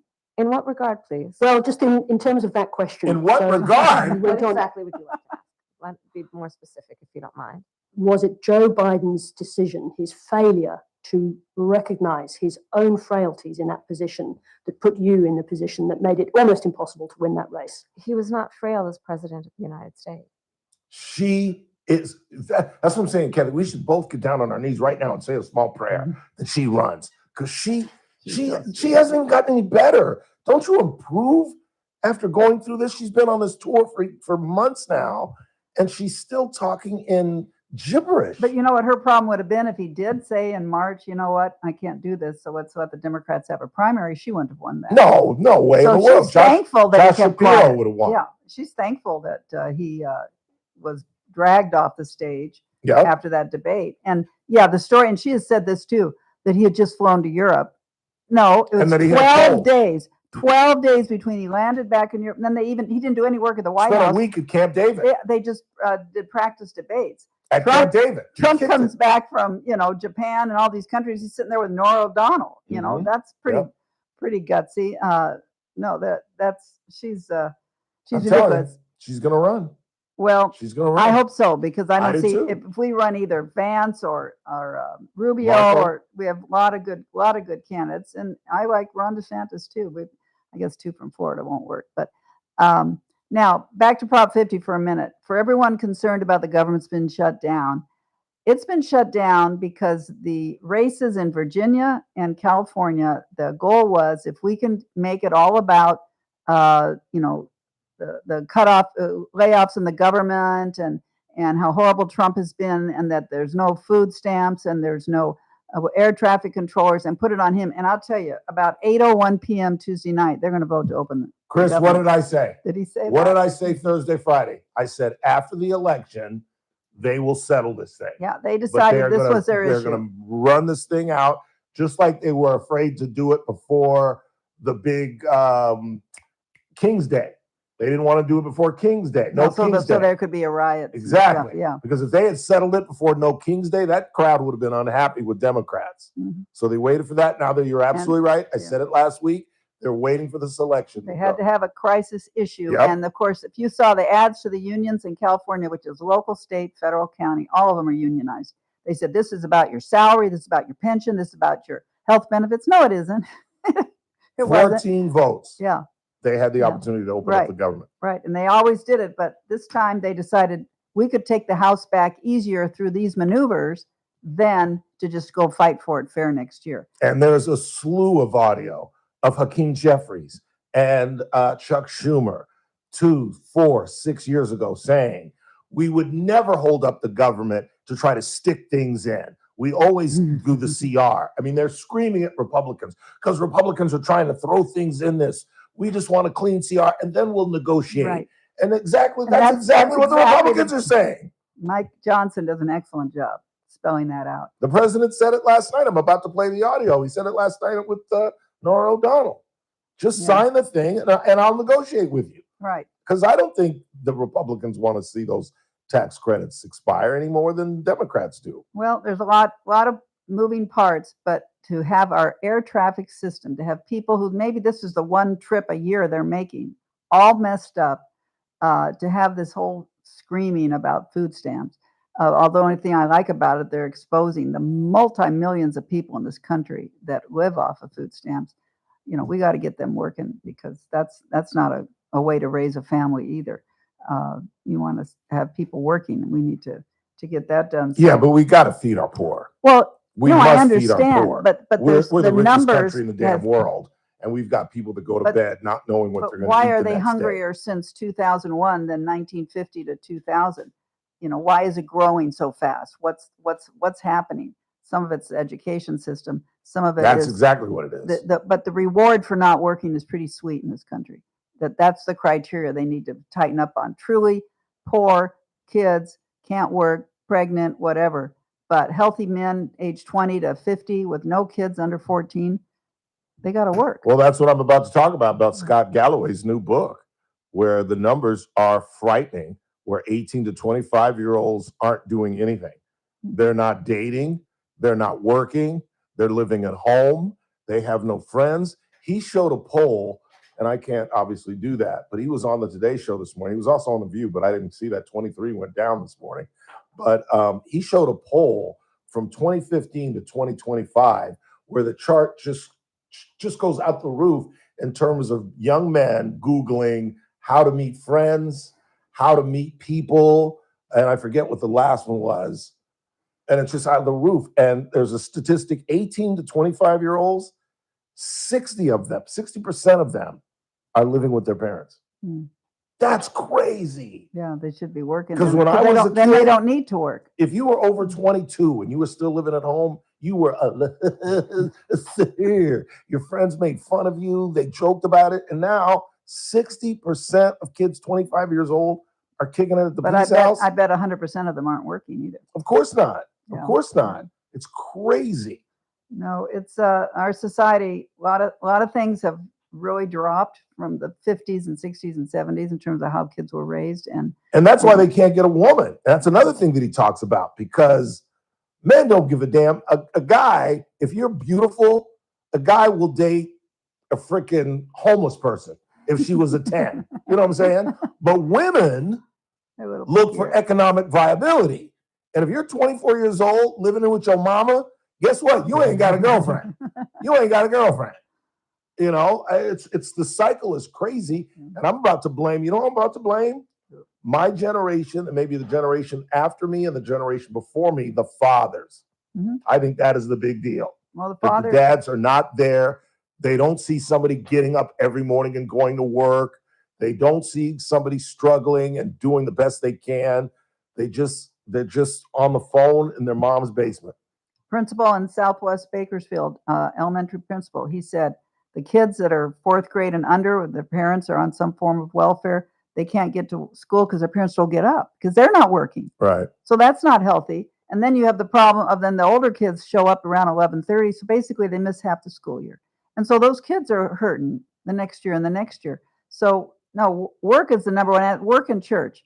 You know, my family every Sunday, we went Yeah. to church. We didn't have a choice, and but we enjoyed it. You know, that's out now in terms of really family participation. These are basics to raise a family. I just hope people. But you're right. I know so many people, even young marrieds, not having any children.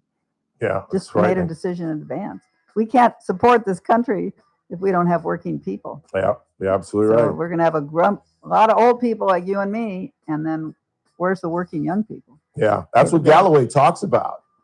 He says guys my age are making more money than kids Chris's age will ever make, let alone what their parents made. That his generation isn't even making middle class money anymore. It's really, really frightening. It really is. Always good to talk to you, Kathy. Have a great week. We'll see you next Monday. All right. Quick time out. I'll talk about the shutdown. You'll hear from the president on 60 Minutes when we come back. Don't go anywhere.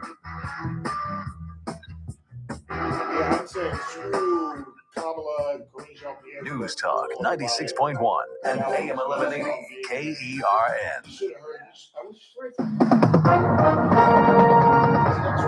With SRN News, I'm Keith Peters in Washington. The Trump administration says it will partially fund the SNAP food aid program in November after 2 federal judges required the payments to continue. That means grocery aid will resume for 1 in 8 Americans, though it's been delayed for millions already, and the amount beneficiaries receive will be reduced. The world's leading authorities on hunger crises say famine has spread to 2 regions of war-torn Sudan. The Integrated Food Security Phase classification says famine is happening in El Fasher, a major city in the Darfur region, and Kaduli, a town in the South Kordofan province. On Wall Street, the Dow down by 226 points, the Nasdaq rose 109. More details at srnnews.com. News Talk 96.1 and AM 1180 KERN. From the KERN Newsroom, your live and local news update on News Talk 96.1 and AM 1180 KERN. I'm Bill Robbins. More newly released court documents, more disturbing details of the case of a Bakersfield police detective charged in federal court for sexual exploitation of a 15-year-old girl and receiving material involving sexual exploitation of a minor. Mark Lugo of the Bakersfield Police, who used to work in special victims and was a K-9 handler, is accused of using several social media accounts to coerce a teenage girl to send explicit pictures and videos of herself. Cal State University Bakersfield has announced the resignation of their director of swimming and diving, Eric Bugby. A search for a new coach for the men's and women's program has already begun. I'm Bill Robbins in the KERN Newsroom with news every half hour or when it breaks on News Talk 96.1 and AM 1180 KERN. The annual enrollment period for Medicare is here. That means that it is time for you to select your Medicare plan for 2026. This annual enrollment period, choose a name you already trust. Select Kern Family Healthcare Medicare, DSNP, a new option for people who have both Medicare and Medi-Cal. For over 29 years, Kern Family Healthcare has been a trusted name in Medi-Cal. Now, we're here to support your Medicare journey too. Call 1-866-661-3767. Again, that's 1-866-661-3767. Or visit www.kernfamilyhealthcare.com/Medicare to learn more and enroll. Start your Medicare journey with local care you trust. Choose Kern Family Healthcare. Kern Family Healthcare Medicare is an HMO DSNP plan with a Medicare contract and a contract with the California Medicaid program. Enrollment in Kern Family Healthcare Medicare HMO DSNP depends on contract renewal. You've got your whole life ahead of you, so choose a Medicare plan you can count on. And that's what you get with a Medicare Advantage plan from United Healthcare. With more than 45 years' experience serving its members, United Healthcare has plans with low monthly premiums that fit your life today and as your needs change tomorrow. The Medicare annual enrollment period ends December 7th, so go to uhc.com/Medicare today. United Healthcare Medicare plans. It's Medicare coverage California can count on. Election day in New York City, Virginia, and New Jersey. What will we have happen? We will break all of it down for you. Our favorite election guru nerd, Ryan Gerdusky, will join us. All that and more. New York City, Virginia, and New Jersey. Head to the polls. We'll be live with you on Election Day tomorrow, Tuesday edition. Clay and Buck. Don't miss it. Live 9 to noon. News Talk 96.1 and AM 1180 KERN. The Armstrong and Getty Show. Weekdays noon to 2 on News Talk 96.1 and AM 1180 KERN. Now, back to the Ralph Bailey Show. Inside I turn the music off. Little inside joke. Chris has warned me about running the music too long, and apparently now that we're on on YouTube, we're on whose radar are we on? I think it's still technically no. I guess it would be the FCC. It's really just the algorithm of YouTube and copyright infringement and stuff. So when we play the songs too long, they wipe out. All right, Friday. If you're looking for Friday's broadcast, Chris is going to try to repost it, but it disappeared because we played. I know what we were doing Friday. We were doing the Halloween songs. That's what it was. Wasn't it Friday we did all the Halloween songs? No, we started that a couple days before that. The finals? Well, yeah, because remember the finals was just Thriller and Monster Mash. Right. Oh, remember the day And that we we played started Monster this? We played Mash. all of them. What day? That was Thursday? I think it was like Tuesday or Wednesday. Yeah. So how did we get away with that? We didn't get away with that I on don't Friday. know. It had to have been just the fact that the algorithm is just fed up with us and said, you know what, I've tried to warn you, but you're not listening to me now. Well, maybe that's a good thing. Like I said at the top of the show, I won't sing as much as much as I should, as much as everybody throughout my entire career has told me not to. Literally everywhere I've gone, people It's a have been like, mixed bag now, though. You get people telling you to keep singing. I get weird listeners. Yes, they I tell me it's I weird. didn't say that. I Yeah. just said, you know, you got some people that like it. That's true. That's true. They're all tone deaf. What do you got on the board before we get into Mr. Trump? This first one says, Ralph, our son is 25. He works full time for the current high school district and part time and still can't afford to live on a place of his own. I actually subscribe to this as well as somebody who is in pretty much the exact same boat as this kid. It is hard to own anything of your own nowadays. It really is. Well, yeah, because rents now for a one bedroom anywhere in this community is at least four figures at minimum. You'd be lucky if you could find a one bedroom for $1,000. Absolutely lucky. I don't think there's a single place under that, to be honest. I don't think so. I think you'd have to get a studio for about $1,000. I know in my complex alone, the one bedrooms are going for like $1,500. And to move in, you've got to come up with $3,000. You know, you got to come up with first and last. And how many 25-year-olds have $3,000 if they're not getting it from their parents? Just $3,000 that you can just, and now I can live because I've got another 500 or 600. So you got to move in, you got to have like $4,000 in the bank. You got to be able to give this guy $3,000 just to move in, and you still got to live and eat and put gas in your car. So you need another $1,000 just to live. And there just aren't a lot of 25-year-olds who have 4 G's in their bank. You just don't. It is tough. I mean, the kids now are having roommates, so they're in their early 30s, and it is tough, man. This, if you're not with us and you haven't been with us all day, we're going to get into this in the 5. Scott Galloway's written this book, Notes on Being a Man, and maybe I should get into it now as I'm starting to get into it. But again, I blame my generation. I don't think fathers are there for their kids. Because the divorce rate has gone up. And believe me, I've dated enough females who have gone through divorces, and I've watched it, how they use the kids as leverage.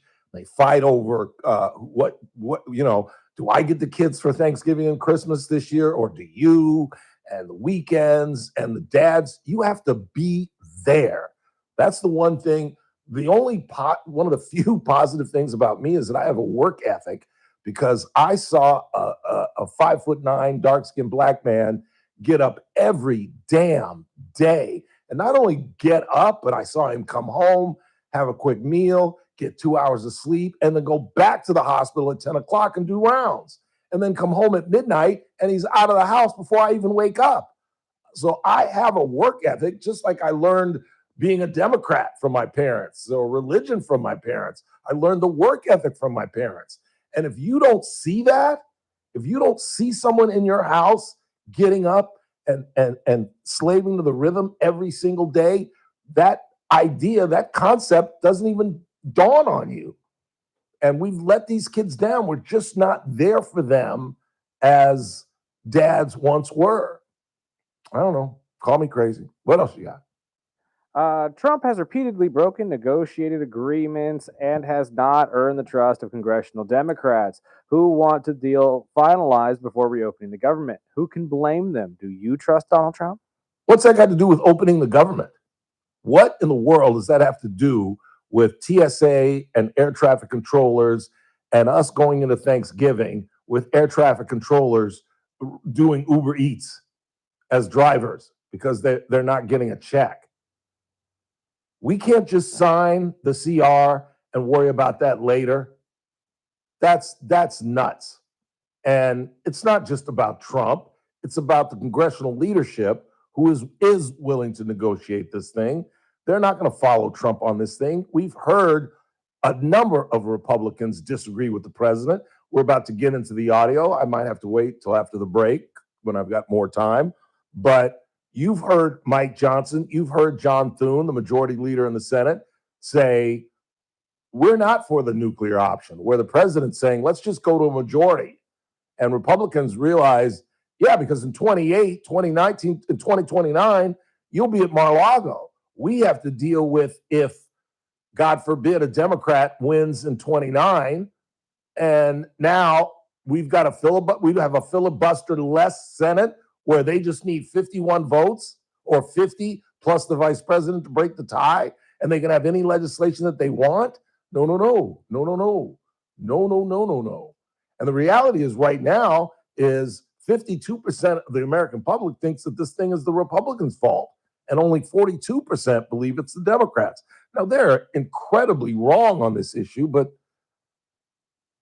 you got to believe what the people believe, and you can't believe what I believe, and that is that this is clearly a Democrat deal, and they've had 14 separate votes to open the government. And if you want to negotiate, then we're now in a whole different realm. You do realize that, Texter. We're in a whole different world now. Because now if Democrats do get in the majority and we come up to one of these deadlines, what do you think Republicans are going to do next time when we're not in power and a government shutdown is coming close? You know what they're going to do? They're going to throw in this caveat and this amendment, and we want this and we want that, or we're not going to sign it. And then I dare you to say that we're shutting down the government, because it's exactly what you did back in 2025. That's exactly what Republicans will say. So this is a horrible precedent.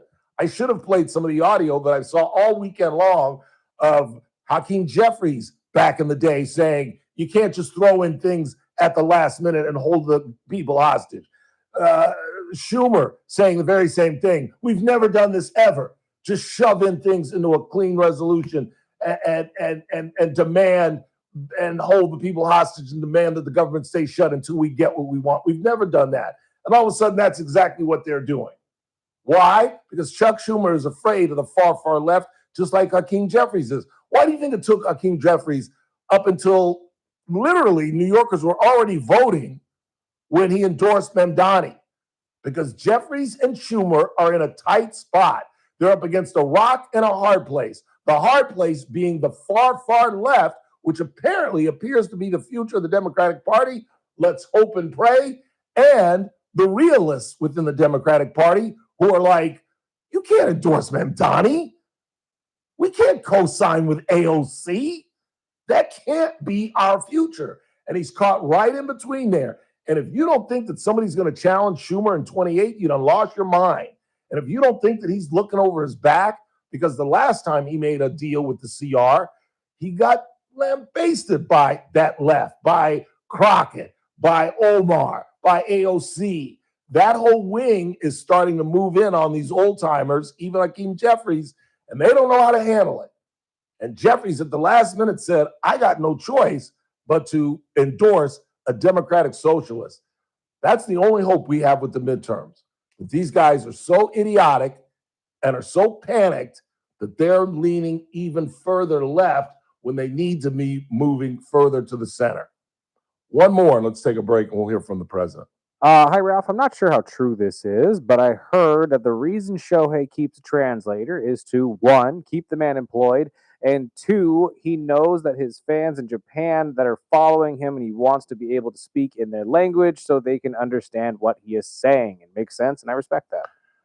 I don't know about the Japanese fan thing because if you guys have ever used the Spanish feature on your television, it'll automatically translate everything for you into whatever language you want. Yeah, that's ridiculous. That's the silly. I mean, maybe okay, but you're in America now. You're in a capitalist society. You're in a television market. You're in the number 2 market in the world, television wise. And like I said, if they spoke fluent English, if they felt really good about them speaking, tomorrow morning they'd be on the Today Show, Good Morning America, the CBS show, and then at night they'd tape Fallon, they'd probably tape Kimmel. They'd be all over television, particularly Yamamoto because he's new and a new face. Shohei, maybe not so much, but he's the MVP. He's just done something that 2 other human beings have ever done in Major League Baseball. He would be a media sensation, and you got to look out for your brand. Not so much Yamamoto, but Shohei. You know, he's got this huge deal with New Balance. And, you know, you can't just say, what's the New Balance phrase? We got next, or we're up next, or something like that. You need to, if you're gonna make it in a capitalist society, you got to speak English. I'm sorry. You can't, you know, try to accommodate your Japanese folks who don't give a damn what he's saying. They freaking adore these guys. Are you kidding me? I just completely disagree. I think you got to. I can't believe that the Guggenheims aren't saying you got to lose this guy. You know, that's a good point that he wants to keep his guy employed, but make him your valet, make him your driver, make him your babysitter. Give him anything, but you got it. You got to speak English. You got to be able to do network television. You got to be able to talk to the guys after the game because this interpreted thing. Where we know you know the language. You know, you can see Shohei, particularly Shohei, not so much Yamamoto, but like when Kirsten Watson answers a question, he's like, before it ever gets to the interpreter. He knows what's going on. And to see them both speak English today was a trip. They didn't say much. And like I said earlier, Yamamoto has a pretty good sense of humor. His first words were Buenas tardes to the overwhelming Latino crowd at Dodger Stadium. Quick timeout. And we will hear from Donald Trump. You're not going to like what I have to say, but I'm going to say it nevertheless. He talked about nuclear testing and told a tremendous lie about nuclear testing, which is too dangerous. You know, let's face it, whether you want to admit it or not, we put up with a lot of Donald's stretching of the truth. But when it comes to nuclear war, and nuclear testing, that's not something you can play around with. We'll hear the president talk about that, as well as the shutdown and other topics. He was on with Nora O'Donnell for about half an hour, almost, seemed like, on 60 Minutes last night.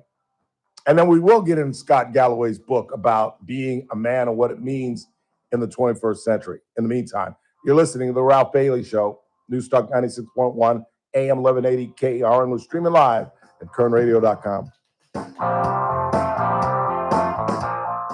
News Talk 96.1 and AM 1180, KERN. On the next Armstrong and Getty show, maybe it was Bill Gates coming out as a green energy realist, but country after country around the world is saying, yeah, we're not doing that anymore.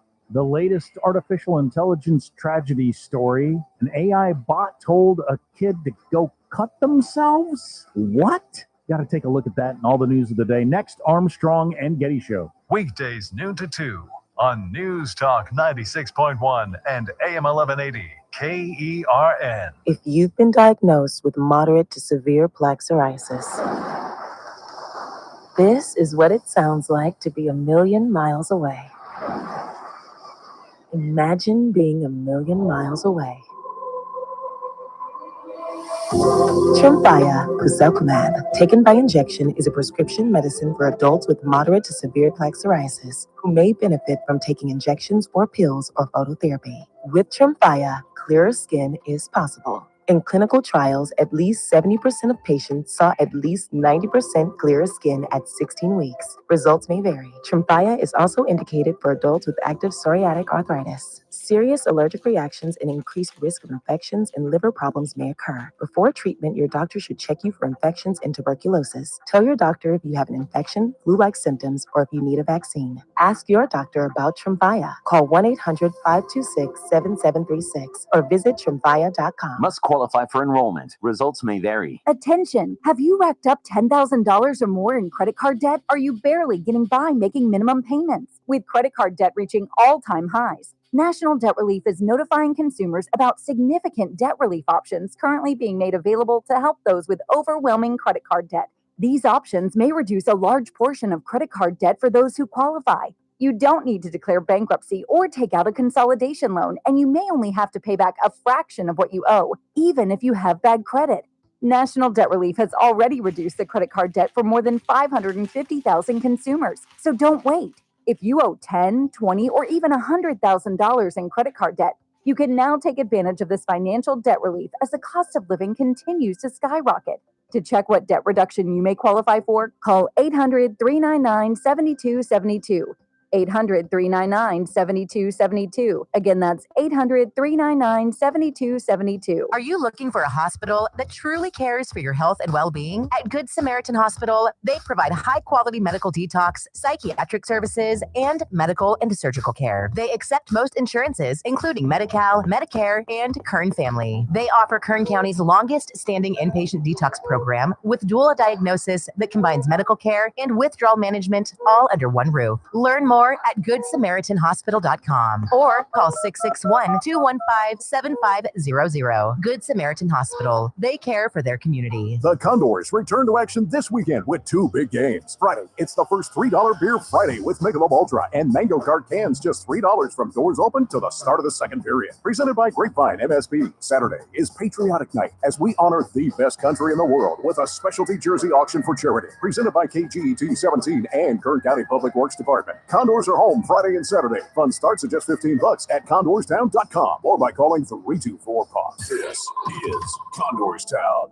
The Clay Travis and Buck Sexton Show, live 9 to noon. Now back to the Ralph Bailey Show on News Talk 96.1 and AM 1180 KERN. I don't have a lot of time because I want to get to all this audio. Donald Trump was on 60 Minutes last night with Norah O'Donnell, and one of the first topics was the shutdown, where once again, obviously, the president has put this on the Democrat Party. Here it was, Donald Trump last night with Norah O'Donnell.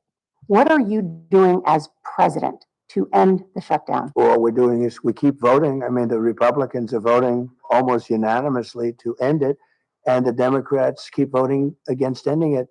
You know, they've never had this. This has happened like 18 times before. The Democrats always voted for an extension, always saying, give us an extension, we'll work it out. They've lost their way. They've become crazed lunatics. And all they have to do, Norah, is say, let's vote. That's really all they have to do. But again, I think Kathy has stumbled staggeringly, haphazardly into the truth. As I mentioned last week, I think they're waiting for this election. I think they have the issue of the 20s, the 2020s in the 21st century, and that's healthcare. I think they think that's their winning deal. I think they're going to try to use the big, beautiful bill to win the, win the midterms. And I think that this shutdown of SNAP and other things that have gone on since we have not had the CR is going to give them a big day tomorrow, because they are going to have a big day. They're going to win the mayor's race in New York. They're going to win the gubernatorial race in New Jersey. They're going to win the gubernatorial race in Virginia, California on Prop 50. And think that this holdout for the tax credits is what got them over the top.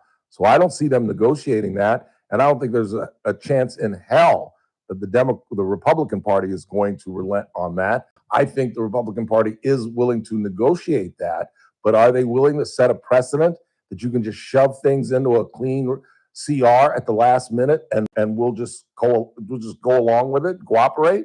No way in hell. No way in hell. This thing could go a long, long way. But again, I think there's more positive chance of this thing ending after the election, because there's no way in hell they can let this thing go into the holidays. There's no way in hell they can let the problems that we're having in airports, where right now, 24 days before Thanksgiving, we're seeing 5,000 delays and cancellations on Sunday alone. 3-hour delays at LAX over this past weekend. Can you imagine what that'll look like in 3 weeks when everybody's trying to go see grandma or the parents or whatever? So there's no way. They also talked about the tariffs, and the president is quadrupling down on that. The tariffs. The lower courts have ruled against you. That's why it's at Well, the Supreme no, Court right now. very- What happens to your economic plan if the Supreme Court invalidates your tariffs? I think our country will be immeasurably hurt. I think our economy will go to hell. Look, because of tariffs, we have the highest stock market we've ever had. Because of tariffs, 401ks at the highest level and this is millions and millions of people that we've ever had, 401ks. I think it's the most important subject discussed by the Supreme Court in 100 years. He's absolutely right. The issue is, however, poverty-driven people do not have 401ks. They just don't. And how that impacts them, I don't know. I'm not smart enough to criticize the president on tariffs. I'm willing to believe in him, and we'll see what happens with the Supreme Court. But where I vehemently disagree with him is his talk about nuclear testing, where for the first time in 30 years, the United States, according to the president, is going to start testing nuclear weapons. I'm sorry, I know you don't like it, but the president was asked these questions of Norah O'Donnell, and he flat out lied. Well, we have more nuclear weapons than any other country. I think we should do something about denuclearization. And I did actually discuss that with both President Putin and President Xi. We have enough nuclear weapons to blow up the world 150 times. Russia has a lot of nuclear weapons, and China will have a lot. They have some, they have quite a bit. So why do we need to test our nuclear weapons? Well, because you have to see how they work. You know, you do have to. And the reason I'm saying testing is because Russia announced that they were going to be doing a test. If you notice, North Korea is testing constantly. Other countries are testing. We're the only country that doesn't test, and I don't want to be the only country that doesn't test. That's just a lie. I'm sorry. I know you don't want to hear that, but Kim Jong-un is the only one that's blowing up nuclear weapons these days. Russia is not, and neither is China. And if we start, we be the first. And this scares the living daylights out of me. Here's more from the president. Are you saying that after more than 30 years, the United States is going to start detonating nuclear weapons? I'm saying that we're going to test nuclear weapons like other countries do, yes. But the only country that's testing nuclear weapons is North Korea. China and Russia. No, Russia's testing So nuclear weapons. my understanding And is that China's testing them too, you just don't know about it. that would be certainly very newsworthy. My understanding is what Russia did recently was test essentially the delivery systems for nuclear weapons, essentially missiles, which we can do that, but what not with nuclear Russia's weapons. testing and China's testing, but they don't talk about it. You know, we're a open society. We're different. We talk about it. We have to talk about it because otherwise you people are going to report. They don't have reporters that are going to be writing about it. We do. If that's the truth, then you should have negotiated that with Xi and Putin. You should have put an end to it as opposed to joining them. If in fact that's true, and it's not. It's just not. That'd be a hell of a story for the New York Times to break, that Xi is testing nuclear weapons. That's not something that you could keep secret. And to be blunt with you, because of my audience, normally, if I'm going to criticize the president on something this sharp, I'd probably leave it alone. If there were anything else but nuclear weapons. And we have to be honest when we're dealing with this, because it only means the difference between us and blowing up the world. And maybe it's my ridiculous bias and belief that you all know I maintain, and I still do. But I believe in my heart, one day, somebody's going to set off a nuclear weapon. I believe that. There are too many crazy nations that have nuclear weapons, including India and Pakistan, who were just in a minor row months ago. And the idea that they're not going to get into ISIS hands, Al Qaeda's hands, Hamas's hands somewhere in the near future, really? This is insane to test nuclear weapons. It is absolutely ridiculous. And I only pray that there is somebody within that wacky clown of a cabinet that he's put together that will grab him by the lapels and say, Mr. President, we cannot do this. We cannot set this precedent, because if we do, then China and Russia will begin testing, and God knows what happens after that. Quick time out. We'll talk about young men when we come back, and the trial of a teacher shot by a 6-year-old continues. That's all coming up. Don't go anywhere.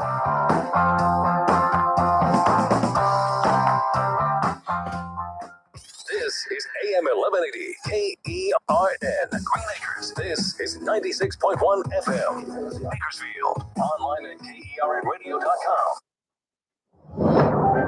News this hour from Town Hall. I'm Keith Peters in Washington. The Trump administration will partially fund the SNAP food aid program to keep it running during the government shutdown. White House correspondent Greg Clugston reports. In response to a pair of judges' rulings, the Department of Agriculture will provide some SNAP benefits after funding ran out over the weekend. It's not clear how much beneficiaries will receive. It's also not immediately known how quickly beneficiaries will see value show up on the debit cards they use to buy groceries. SNAP is the country's largest food program and serves about 1 in 8 Americans. Greg Clugston, Washington. One of 2 men arrested in connection with a mass stabbing attack that spread fear and panic on a London-bound train a day earlier has been released without charge, and that one person, a heroic member of the railway staff, remains in a life-threatening condition. BBC correspondent Daniel Sanford reports. It's now emerged that the police have reduced their 2 suspects down to 1. He's the 32-year-old man, British-born, from Peterborough, earlier described by police as a black man of British citizenship. And he is now their only suspect, being held on suspicion of attempted murder. And the 35-year-old man who was arrested last night, police have said that people in good faith had told them that he was involved in the attack, but they're now satisfied that he's not involved at all. Authorities say Anthony Williams is charged with 10 counts of attempted murder, 1 of actual bodily harm, and possession of a bladed article. Israel has returned the bodies of 45 Palestinians, according to the Red Cross. It comes a day after militants returned the remains of 3 Israeli soldiers killed in a Hamas-led attack in October of 2023. On Wall Street, the Dow down by 226 points. More at townhall.com. Hey, I'm Mike Slater. My dad passed away at the age of 63. It's out of nowhere. Had a stroke. Super hard, obviously, for the whole family, but my dad had life insurance. This is why I have life insurance for my family, for my wife, and 4 kids. And the best place to get life insurance is ethos.com, because you can do it in 10 minutes. And there's no medical exam and no blood test, just a few health questions. Get life insurance in 10 minutes so your family is protected.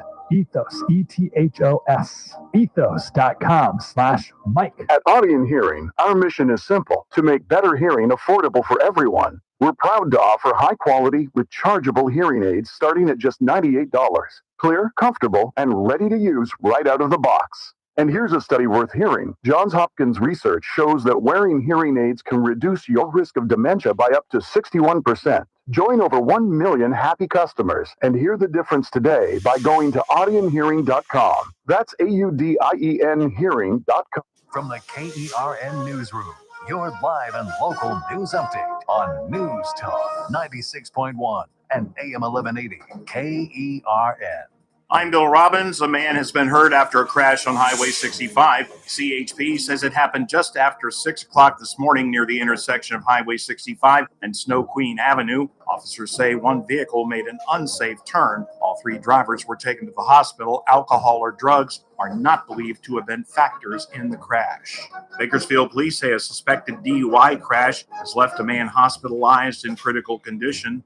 Officers were called to the intersection of Hageman Road and Fruitvale Avenue just after 7 o'clock Sunday morning. Arriving officers found a Mazda Miata and a Mitsubishi Outlander crashed at the intersection. The driver of the Miata and the female passenger of the Outlander, as well as a juvenile passenger, were taken to the hospital with minor injuries. The man riding in the Outlander was taken to the hospital and is listed as critical. Officers believe that speed and intoxication were factors in the crash. A bicyclist has died after being hit by a Bakersfield Fire Department arson unit truck. At around 10 o'clock Friday morning, Bakersfield police were called to the area of Union Avenue and 4th Street for a reported vehicle versus bicycle crash. Emergency crews provided immediate medical care. The victim was taken to the hospital but did not survive. A 39-year-old woman from Taft has been arrested for alleged copper wire theft and was found to be in possession of over 15 EBT cards and a controlled substance. Last Thursday, Kern County Sheriff's deputies served a search warrant in the 300 block of Tyler Street. Melissa Rodriguez was arrested for possession of a controlled substance, of stolen property, and getting public aid through false pretenses. She was found with about 50 pounds of copper wire. I'm Bill Robbins in the KERN newsroom with news every half hour or when it breaks on News Talk 96.1 and AM 1180 KERN. What do you think this is, the Army where you shoot them a mile away? You got to get a post like this. Bada bing, you blow their brains all over your nice Ivy League suit. It's the Ralph Bailey Show on News Talk 96.1 and AM 1180 KERN. Now make sure you leave the house when you make the call. You understand me? You hear me? Call from an outside line. I mean it. Call in or text to 661-842-KERN. That's 661-842-5376. Listen live at KERNradio.com. Now, the host you've been waiting all day for. Live from the KERN studio, here's Ralph Bailey. Final hour of the broadcast on this Monday, 3rd day of October. It's the Ralph Bailey Show and the eve of some pretty big elections. Proposition 50 here in California, gubernatorial race in New Jersey and the Commonwealth of Virginia, an attorney general's race in Virginia, and of course, Zoran Memdani is about to be anointed mayor of New York. I didn't know the Cowboys play tonight. Who are they playing? Cardinals. Cowboys might actually win tonight. Is Murray back? Yes, but he's not starting. But he's ready? He is playing, But yeah. they're going with Jacoby Brissett? Is that That who's is, out yeah, there? that is the going forward, apparently. Wow. And that's them pretty much saying, we're done. I don't think they want to play Kyler anymore. I know it's to the point now where I'm rooting for the Raiders to lose so we can go 2-15 and get a quarterback. I hope it's not Arch Manning, although he had a big weekend beating up on, don't tell me. I watched the game. Texas beat up on, I can't remember who they beat. Vanderbilt. Oh, yeah.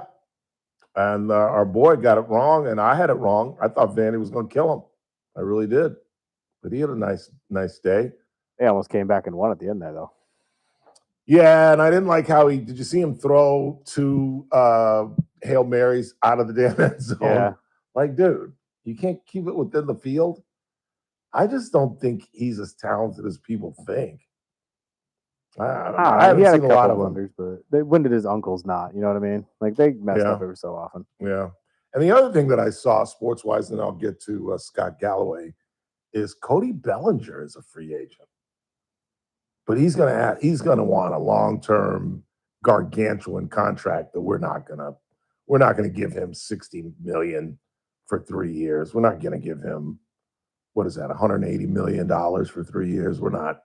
Would be nice, but It would be nice because you could put him in center and then put him in Paez. Were you surprised that George said Paez is going to have to fight for a job? He had 27 home runs this season. He hit like 260.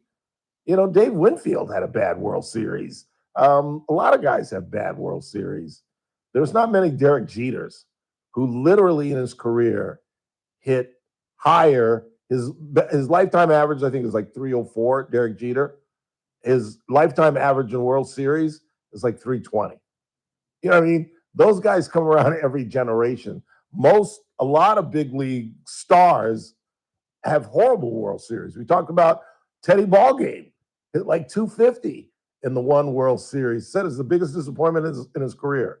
He was in one World Series and he hit 250 for the series.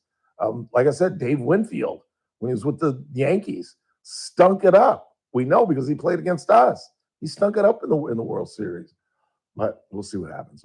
All right, I got to get to this because I find this absolutely fascinating. I really did. I watched this segment on the Today Show twice. And Scott Galloway, he's an author, pundit, expert, TV guy, boop, boop, boop, boop, boop. And he's written a book, Notes on Being a Man. And just some of the statistics that he talks about are absolutely frightening. As I talked about earlier in the program, 60% of 18 to 25-year-olds live with their parents. That just wasn't the case in the 20th century. It just wasn't. 20% of 24-year-olds are either in school or a job. 20%? That's crazy.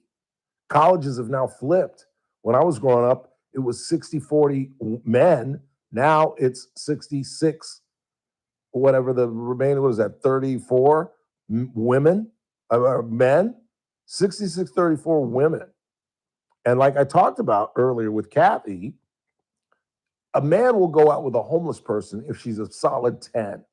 You know what I'm saying? A guy will go out with a waitress. A guy will go out with a nail woman, whatever, whoever. But women, you know, what's the song? I'm not going out with no scrub. I don't want no scrub. I don't want no scrub. They're looking for economic viability. And if you're 20, 25, 30 years old in today's society, you ain't making any money. You ain't making any money. Meanwhile, the girl you're trying to go out with has got a college degree. She's getting her master's. She's a nurse. She's a teacher. She's an administrator. She's a lawyer. She's a doctor. And you're 25 years old, still living with your mama. Guess what? She ain't going out with you, Jack. She is not going out with you. And that chart that I talked about that Galloway put up, it from 2015 to 2025, the chart literally goes like this, straight up, for guys Googling how to make friends, how to meet people, and feeling lonely, where it's out the chart. And do you know, oh, look at there's George Bush at the Cowboys game. Love me some George Bush. And do you know what he attributes a lot of it to? Social media. Be more specific. The growth of the internet and be more specific. Facebook. What are most 18 to 20? Be honest now. Think about this. TikTok, YouTube. 18 to 25. What are they watching? On their phone? Yes. Porn. Exactly. Yeah. Exactly. That's what he puts it to. Because my generation, we snuck into our parents' bedroom and got our dad's Playboys. These guys have it on their phone. And I'll be blunt with you. I know an old black man that does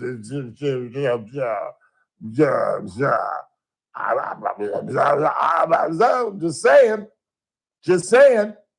And I can't imagine if my libido was that of an 18 to 25-year-old, I'd be watching it during the commercials. I'd be watching it during the breaks. It's the Ralph Bailey Show. We'll be right back. And I'd be right here. If I was 25 years old, I'd be right here. And that's what he attributes it to. That these guys don't know how to talk to women, that they don't know how to talk. Here it is. 45% of 18 to 31-year-olds, listen to this, 45% of kids getting out of high school to Chris's age have never asked a girl out. Never. 40, that's almost half. And you old people like me know, what was the first question if you were out and about and you saw one of your boys talking to a girl? When he came back to the group, what was the first question you asked your male friend? Can you guess? Get the digits. Did you get the digits? It's the first question you ask the guy. And if he says no, you're like, what?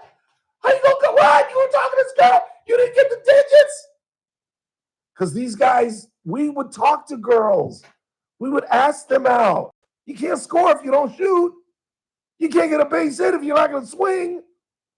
And I've told you the story. I had no game in high school. No game whatsoever. And I met Mark Flores, a Cuban black kid from Hempstead, New York. He's now an anesthesiologist in Philly. His older brother, Frank, is a GP in their hometown of Long Island. And I never saw Mark Flores miss. He had the wavy Cuban hair. He had the olive skin. He was a pretty boy. He was pre-med. He could tell a girl one day, I'm going to be an anesthesiologist and be economically viable. And I never saw him miss. Mark would say, I'm going to date Sheila McKinney, who was one of the hottest girls at Spelman. And I was like, you couldn't get to first base with Sheila McKinney. 3 months later, they're dating. And he finally gave me the greatest advice I ever got about women. He asked me, Ralph, what do you have to be a Hall of Famer in baseball? And I'm like, dude, what are you talking about? He said, I'll answer the question. You got to be successful. You got to hit 300. And to hit 300, you got to be successful 3 out of 10 at bats. Meaning you're going to fail 7 times out of 10, and you're a Hall of Famer. You're not good. You're not very good. You're the best of the best, and you fail 7 out of 10 times. He said, Ralph, that's how you have to treat women. If you go up to a girl and she won't give you the digits, dude, there's another bus coming down the street right after that. And you've got to accept failure and know that out of 10 women, if you're successful with 3, you're a bad man. And once I got over that, once I got over the, hell no, Ralph, I don't want to go out with you, and could get past that and realize that smart women, that's why I only go out with smart women, look beyond the fact that you got a knot on your head or you're not that attractive. They're looking for somebody who is economically viable. That's A1. Someone who is funny, someone who's got character, someone they could see raising their children. They look at all this stuff. They're contemplating us, men. You really think we look at women and like, can she raise my children? Does she have good character? The reality is no, we just don't. Now, in the long term, of course, whether or not you marry the woman, we start to assess those things. But from the get-go, we are a visually oriented gender. And it's all about, damn, baby looks good. Let me saunter over here and say hello. But these kids aren't. They just aren't. And again, I blame my generation. I think we have failed them because of divorce, because of single motherhood. I think we went through this thing late in the 20th century where women were like, I don't need a man. I don't need a man in my house. Well, what I would always say to that is I can drive a car with my legs. I really can. And a lot of people can. I could literally drive a car with my thighs.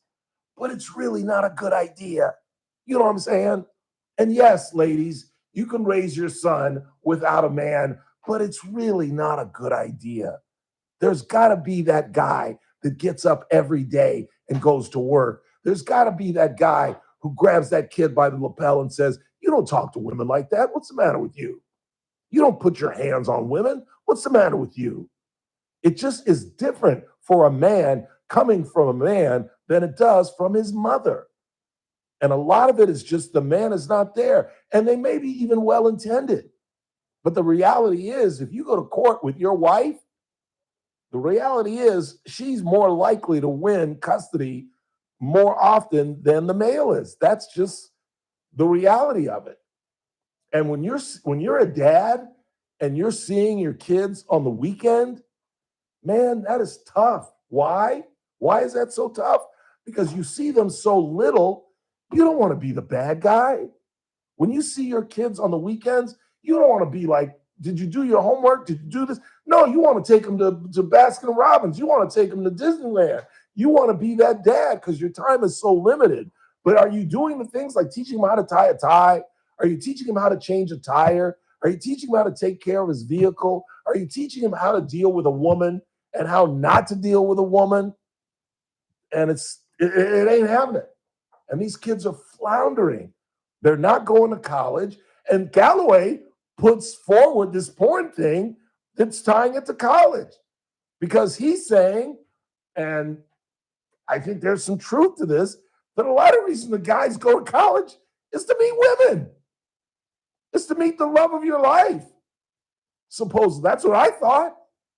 Remember, I was a virgin even my freshman year with a girlfriend because I knew I was not going to marry Sherry Van Coley. So I didn't have sex with her.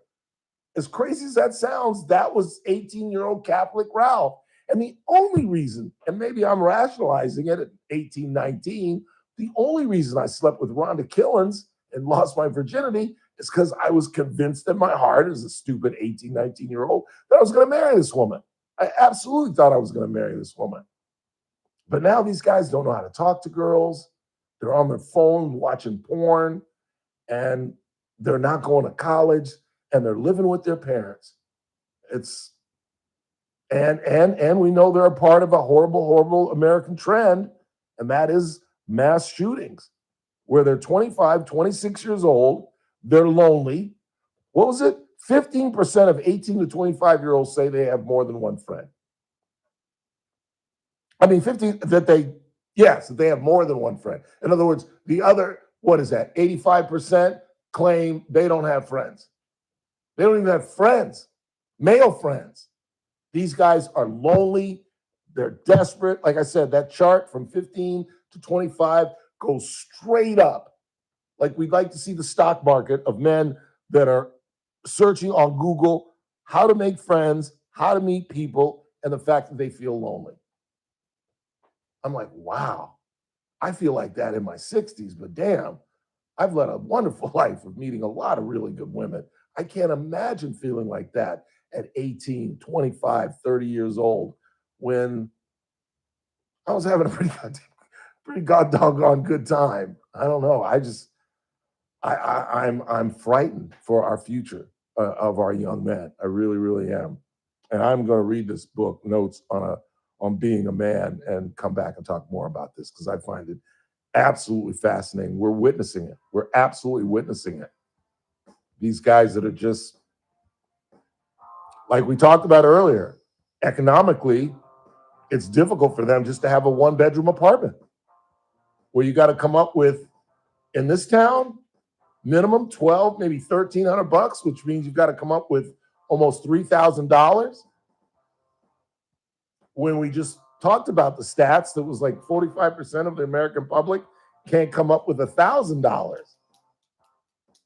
It's rough out there, boy. I tell you, life is rough.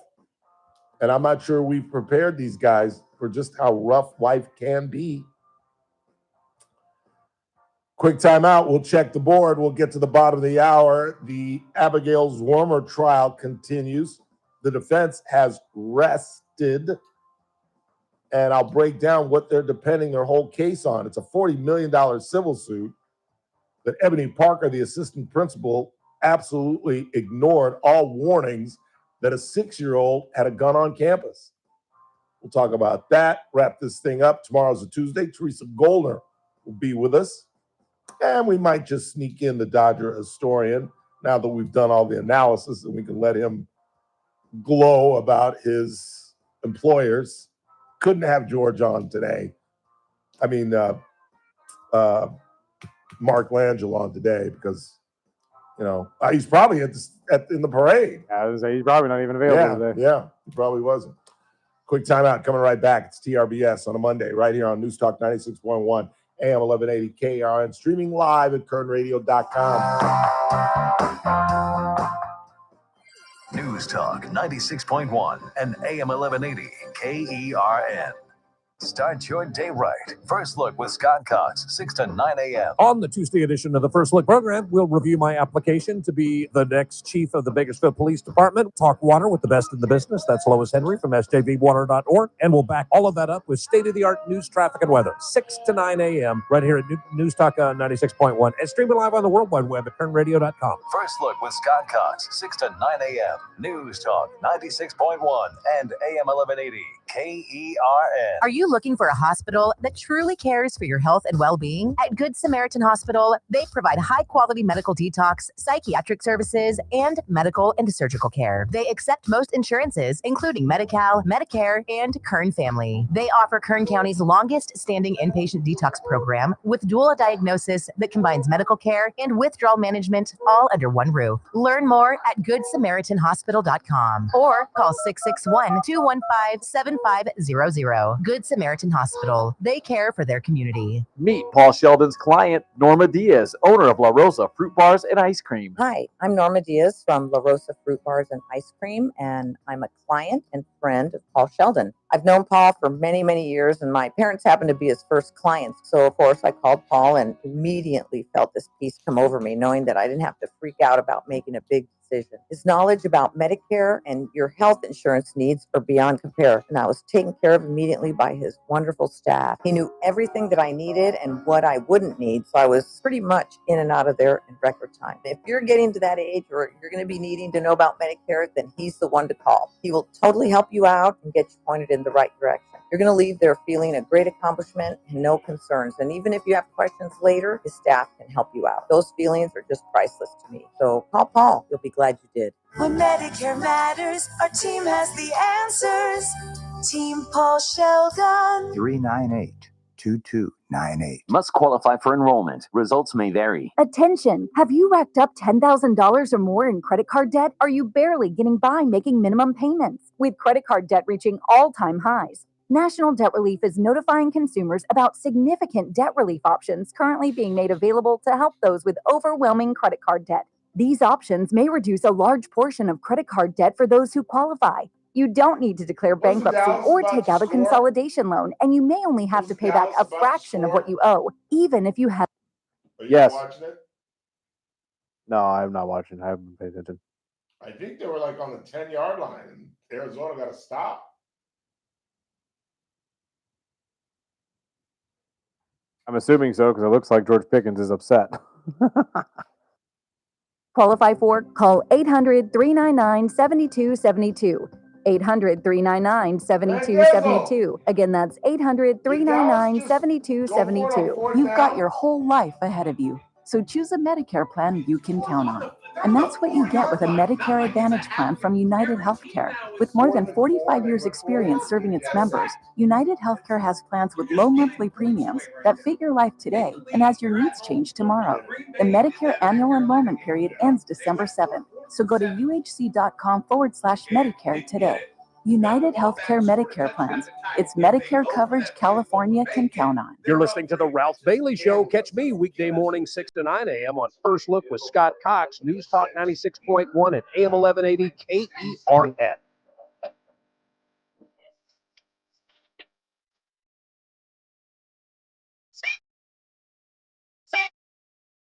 I turned these off. I want to actually see the thing tonight. What do you got on the board? Actually, we got a call for you real quick. Who you got? You got Chad on the line. Chad, you're on the Ralph Bailey Show. Hey, Ralph, you know what? I thank God every day that I grew up when I did as a kid in the 70s. No kidding. No kidding. Right? Yeah, you know, and this whole thing, you know, from about birth to 9 years, a mom can handle a boy. But from about 10 years to 18, that boy needs a man around to hand out an ass whooping if the kid needs it. Right? Thank you. Thank you. And you know, I thank God that my two boys, you know, they weren't scared of their moms, but by God, they respected dad because they knew what dad could do. And it's, you know, sometimes you just have to do that. We're different, right? Yeah. And, you know, you know, when I was in the Army, man, guys, oh yeah, I should do this on Black Ops. This is a little bit different game, sweetheart. Yeah. You know, so you know, it's just boys need that man figure around. And I'm going to tell you right now, there is nothing cooler in the world than your son's calling you up and saying, "Hey, Dad, I need your advice on this." Right. Thank you. Thank you. And I think you hit it on the head. As crazy as this sounds, certainly in the 21st century, I think a son has to have a certain fear of his father, because I was more fearful of my dad than the principal, the cops, everybody. It was Ralph Bailey that I was more worried about. You know? Yeah. And I don't know if that's Yeah. true anymore. No, it is, and I'm my oldest, my son's one's 26.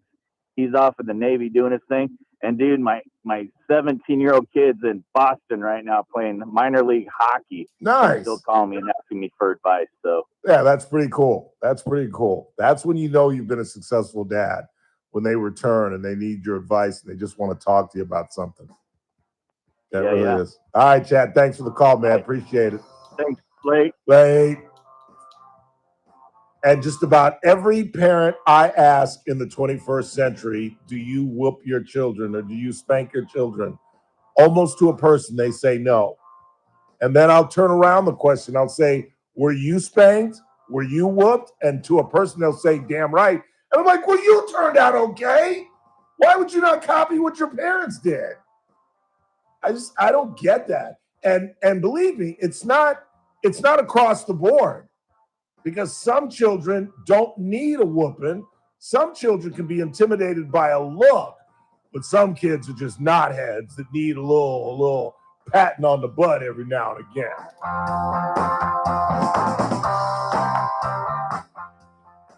News Talk 96.1 and AM 1180 KERN.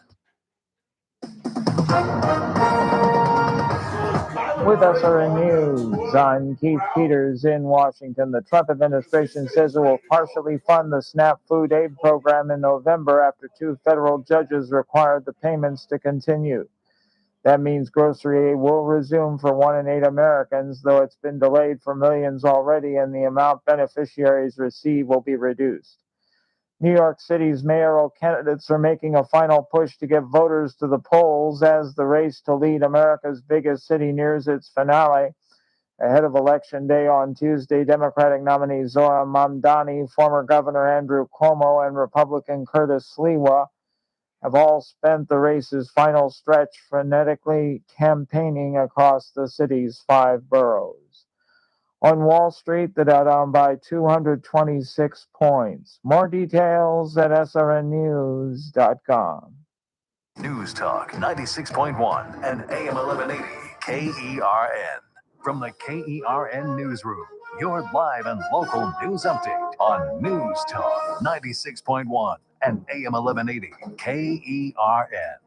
I'm Bill Robbins. A man has been hurt after a crash on Highway 65. CHP says it happened just after 6 o'clock this morning near the intersection of Highway 65 and Snow Queen Avenue. Officers say one vehicle made an unsafe turn. All 3 drivers were taken to the hospital. Alcohol or drugs are not believed to have been factors in the crash.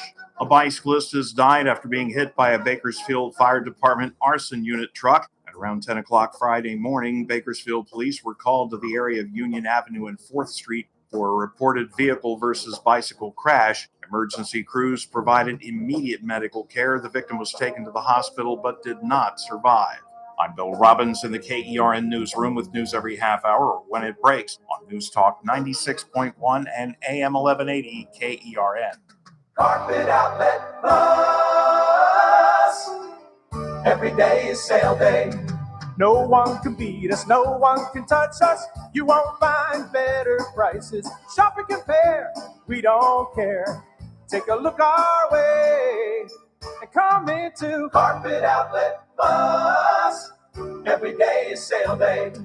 Oh no, Dad, I spilled juice on the carpet. Don't worry, kiddo. We have stain-resistant carpet from Carpet Outlet Plus. Dad, Lucky Duck is waterable all over the new floors. Everything is fine. We have brand new waterproof floors from Carpet Outlet Plus. You can find everything you need for family-proof floor at Bakersfield's best flooring store. Now offering 1-year, no-interest financing. Carpet Outlet Plus, 3.5 blocks west of 99 on Rosedale Highway. Carpet Outlet Plus.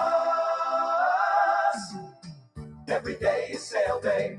Gun safes on sale. TNT Liberty Safes Black Friday sale is happening now all month long. TNT has the Centurion 24 that holds up to 24 long guns for $899, or the USA 50 that holds up to 50 long guns for $1,999. TNT also has many scratch and dents and closeouts in stock while supplies last. Go to TNTLibertySafe.com and check out TNT's Black Friday full lineup of American-made gun safes. Or stop by TNT showroom at 6201 Knudsen Drive, 2 doors north of Hodel's. TNT, saving lives one safe at a time. Election day in New York City, Virginia, and New Jersey. What will we have happen? We will break all of it down for you. Our favorite election guru nerd, Ryan Gerdusky, will join us. All that and more. New York City, Virginia, and New Jersey. Head to the polls. We'll be live with you on Election Day tomorrow, Tuesday edition. Clay and Buck. Don't miss it. Live 9 to noon. News Talk 96.1 and AM 1180 KERN. I'm JR Flores. Catch my show, The JR Show, weekdays at 2 p.m. Now, back to the Ralph Bailey Show on News Talk 96.1 and AM 1180 KERN. That's it. Ralph?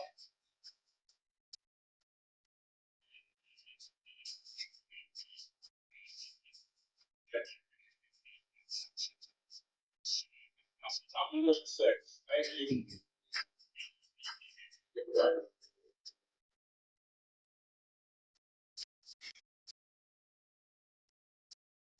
842-5376, 842-KERN. Let's check the board.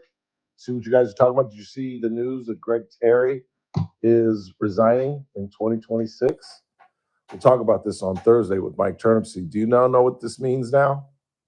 We're going to have 4 former police chiefs making $150,000, $180,000 for the rest of their lives.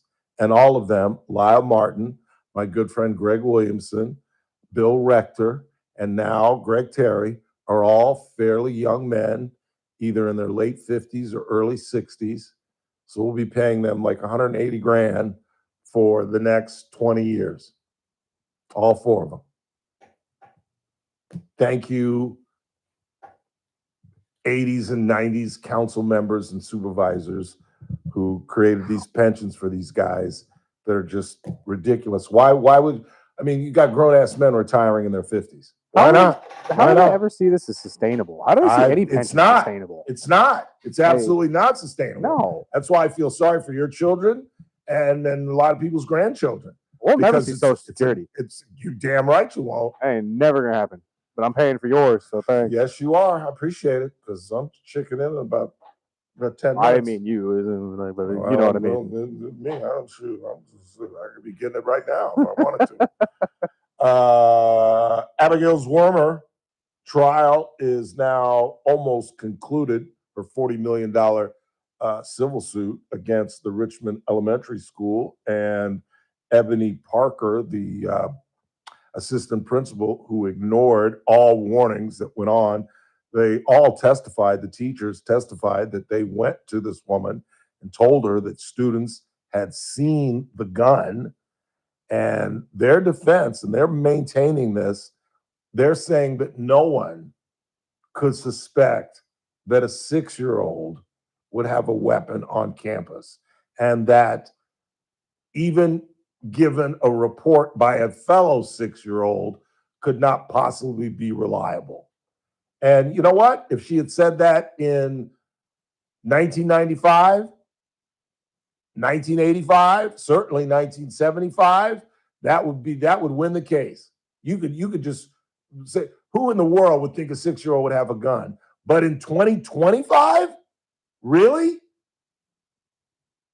Because in 1985, the idea that a 16-year-old or an 18-year-old or a 20-year-old would have a gun on a college campus or a high school campus was inconceivable. But in the 21st century, it's really inconceivable that a 6-year-old would pick up a gun that was left in his mother's purse. His mother is probably just getting out of jail. She was sentenced to 2 years back in 23. They added on a marijuana charge, which is a cheap deal. But I don't see that as a viable defense whatsoever. And the idea that we talk this good game about defending our kids and looking out, I don't understand how in the world this woman heard so many people come to her and say that this boy has a gun, and her whole line was, we'll deal with it at the end of class or the end of school. The fact that you don't even go, and then as I talked about the other day, we found out during this trial that one of the teachers, a male, went up to the boy and said, "Let me look inside your backpack." And the kid said, "Nobody's looking inside my backpack." And the guy went back, said he can't do it. And then Ebony Parker told him that they can't do it without the mother's presence. Well, A, I don't think that's true. We'll ask that of Teresa Golden tomorrow. And B, if I'm a teacher and there's a rumor that there's a 6-year-old on my campus that's got a gun, I don't give a damn about the law. I'm going to pick that kid up by his ankles and shake his ass until I get that gun. Or I'm at least, you don't have to search. You don't have to, if a kid's got a gun in a backpack, do you really have to search it? You can't do what cops do to our bodies and just pat it down and feel for the gun. You can't do that. Instead, you confront the kid and the kid says, a 6-year-old to an adult says, "You're not getting in my backpack." And the adult says, oh, okay, you're right. All right, I'm going to go to see the principal. Like, who are our teachers these days? Have you gone crazy? I wish I would have in the 70s told an elementary teacher at 6 years old that you can't do this, or I'm going to do this, or I got rights, and blah, blah, blah. I just don't understand life in the 21st century. That's the bottom line. I can't comprehend it. I really can't. Because maybe this saves the assistant principal's bacon. Maybe a 21st century jury does say, how could you expect a 6-year-old to have a gun? I find that hard to believe. I think most of us realize in today's society, it's surprising, but not shocking. And again, in today's society, would you really not err on the side of caution, no matter how old the child is? There's just things I just don't understand anymore. I really, really don't. 842-5376, 842-KERN. Hey, by the way, I meant to tell you before 5 o'clock. God dang it. There's some really good movies coming on tonight. One just started at 5 o'clock, so I'm sorry. 7 Days in May with Burt Lancaster and Kirk Douglas. Burt Lancaster, since it's already started, I can ruin it for you, plays a very, very popular general. And Frederick March, who played in one of the A Star is Borns. There are, I think, 4 A Star is Born, including most recent with Lady Gaga and starts with a B. Starts with a B. I know. B. And those really god-awful commercials. Brett, what's his name? Bradley Cooper. Bradley Cooper, that one. Then there's the one with Chris Christopherson and Barbara Streisand. Then there's the one with Frederick March. And then there's the one with Judy Garland and Laurence Olivier. No, James Mason and Judy Garland played in one of them. But God dang it, I totally forgot what I was talking about. What was I talking about? Oh, tonight, yeah. Frederick March plays the president, a very weak president. Burt Lancaster plays a very popular general who, to make a long story short, designs a coup. Kirk Douglas is his right-hand man. He sniffs it out. He's dedicated to this man. He loves this man, but he loves this country more, and he rats him out to the president. And as they say in Hollywood, that's where the hijinks begins, how they offset this coup that's already set in place. It is a fantastic military movie, but they're 40 minutes in. It started on Turner Classic Movies tonight at 5 o'clock. But then Papillon is on tonight, another classic Steve McQueen, Dustin Hoffman film that if you haven't seen, I strongly suggest you DVR it and check it out. It's a great, it's a prison picture, which I'm not really fond of. I didn't know that when I saw it when I was like in 8th grade because I hate prison pictures, but it's a fascinating film. It really, really is. It's kind of long, as I remember. I think it's like 2.5 hours long, but it's a pretty good picture. 842-5376. Let's read a couple text messages and get to the final break of the night. Hey, Ralph, I'm a Gen X, and I see that it's hard for me to get a job. I make about $100K a year. My sons are going to college for engineering, and it's hard for them to even get a part-time job. I feel like I don't even make enough. I feel like my boys will be engineers, and that will be a blue-collar job the way prices are going, houses, groceries, vehicles, etc. He's absolutely true. Yeah. Yeah. It's one of the reasons I don't understand the Trump administration. I really don't. I don't understand the emphasis on tariffs. I understand there's a need for fairness, but I would have thought that the president would have spent the first 9 months focusing on lowering prices, creating jobs. Unemployment is seeking up a little bit. Inflation is picking up a little bit. This is going to be a tough Christmas for a lot of folks. And the administration really hasn't focused on that. And then for the president, I'm assuming most of you have read The Great Gatsby and the whole book, F. Scott Fitzgerald's book. And I was telling Randy this, I must have written 4 essays on The Great Gatsby. At 2 different high schools, I know I wrote essays about it, and I wrote about it in college. So at least 3 essays I've written about The Great Gatsby.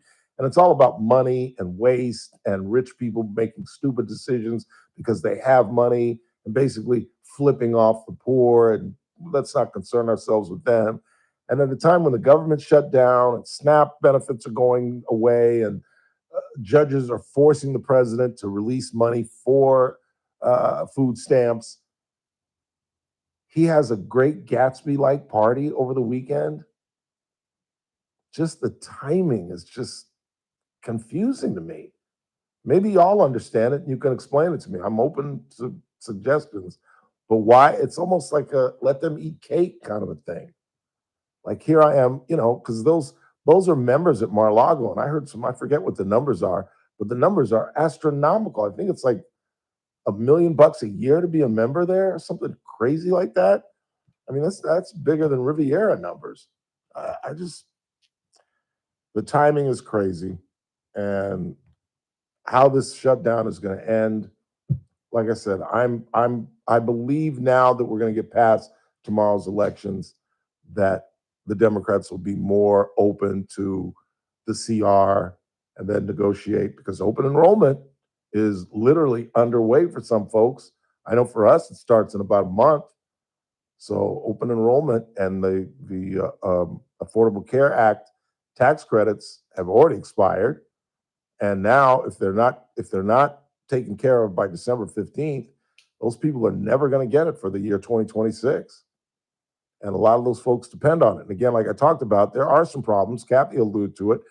We heard in the interview I did with David Valdeo back in Washington that he talked about it, the fact that there are a lot of people that are getting ACA credits that are making hundreds of thousands of dollars.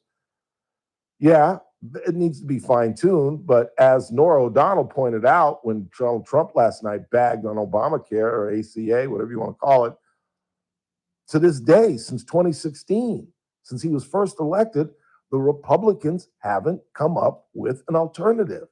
And until they do, you can talk as bad as you want about Obamacare and the lies that were told that you could keep your doctor, that nothing would change, blah, blah, blah, blah, blah. But the reality is you can't take something from somebody without replacing it. You just can't. And until the Republican Party comes up with a viable way to lower premiums, to lower costs, to lower drug costs, Obamacare looks like the answer. Bottom line, the Affordable Care Act. Let's go ahead and take our final break of the day. Keep it locked. Top of the hour, The Charlie Kirk Show. Have you heard rumors that Erica might take over the show? I've heard rumors of that, but I'm not sure how true they are. Yeah. She's on Jesse Waters tonight on Fox. I'm going to watch the replay, I think, at like 10. I didn't know she was significantly older than Charlie. She's like 7 years old. She's like in her mid-late 30s. Charlie's your age. Yep. You couldn't handle a 37-year-old woman, could you? Yeah, I probably could, but again, didn't try. Good for him, though. I mean, But you know what? You know why you could never land a 37-year-old woman? Economic viability. Yeah, no, this is true. You can't be like, no, baby, we can't go to my house because my roommate's home tonight, to a 37-year-old woman. Oh, I don't care if my roommate's home tonight. He gonna have to deal with it. Sorry, dog. But is she gonna be comfortable? Yeah, that's What? that's the Your other- roommate's in the other room? Boy, I'm almost 40 years old. You better get a hotel or something. Just saying, it's a different world out there, man. It really is. Final time out of the night. Teresa Golden will be with us tomorrow. We got several things we'll talk about with Teresa. And perhaps we'll get Dodger historian Mark Langell on. Final break of the night. It's the Ralph Bailey Show. News Talk 96.1 AM 1180 KRN. We stream live at kernradio.com. News Talk 96.1 and AM 1180 KERN.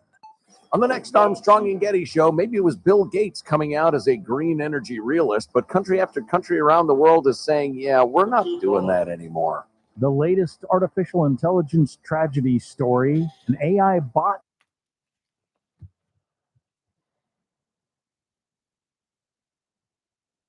Whenever ready. 3, 2.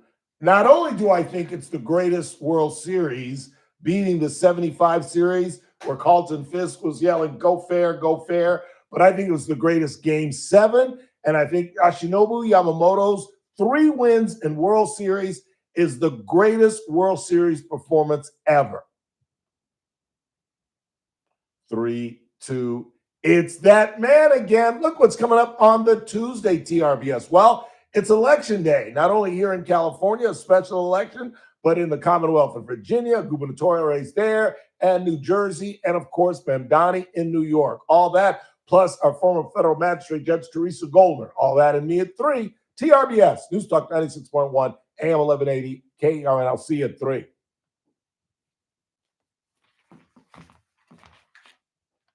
There is an HMO D-SNP plan with a Medicare contract and a contract with the California Medicaid program. Enrollment in Kern Family Healthcare Medicare HMO D-SNP depends on contract renewal. I always buy my emergency food from My Patriot Supply. Fair prices, fast shipping, quality food. We love buying from My Patriot Supply. The products are fantastic and service is excellent. My Patriot Supply is America's most trusted emergency food company, and right now they have a special offer for listeners of this station. It's called the Black Friday Survival Special, and it comes with a 4-week food supply, plus $150 worth of free gifts, including everything you need to prepare your emergency meals, like a cook stove, fuel, fire starters, even a water purifier, bug-out bag, and more. It's the complete survival kit your family needs to ride out natural disasters, civil unrest, or worse. And it makes a great Christmas gift. But it's only available through Black Friday. So head to mypatriotsupply.com to check out everything that's included. With all the uncertainty in the world, disaster preparedness is more important than ever. Go to mypatriotsupply.com and get prepared today. That's mypatriotsupply.com. Must qualify for enrollment. Results may vary. Attention! Have you racked up $10,000 or more in credit card debt? Are you barely getting by making minimum payments? With credit card debt reaching all-time highs, National Debt Relief is notifying consumers about significant debt relief options currently being made available to help those with overwhelming credit card debt. These options may reduce a large portion of credit card debt for those who qualify. You don't need to declare bankruptcy or take out a consolidation loan, and you may only have to pay back a fraction of what you owe, even if you have bad credit. National Debt Relief has already reduced the credit card debt for more than 550,000 consumers, so don't wait. If you owe $10,000, $20,000, or even $100,000 in credit card debt, you can now take advantage of this financial debt relief as the cost of living continues to skyrocket. To check what debt reduction you may qualify for, call 800-399-7272. 800-399-7272. Again, that's 800-399-7272. The Charlie Kirk Show, weekdays at 6 p.m. on News Talk 96.1 and AM 1180 KERN. Now, back to the Ralph Bailey Show. Woman sensitive and more in that you were.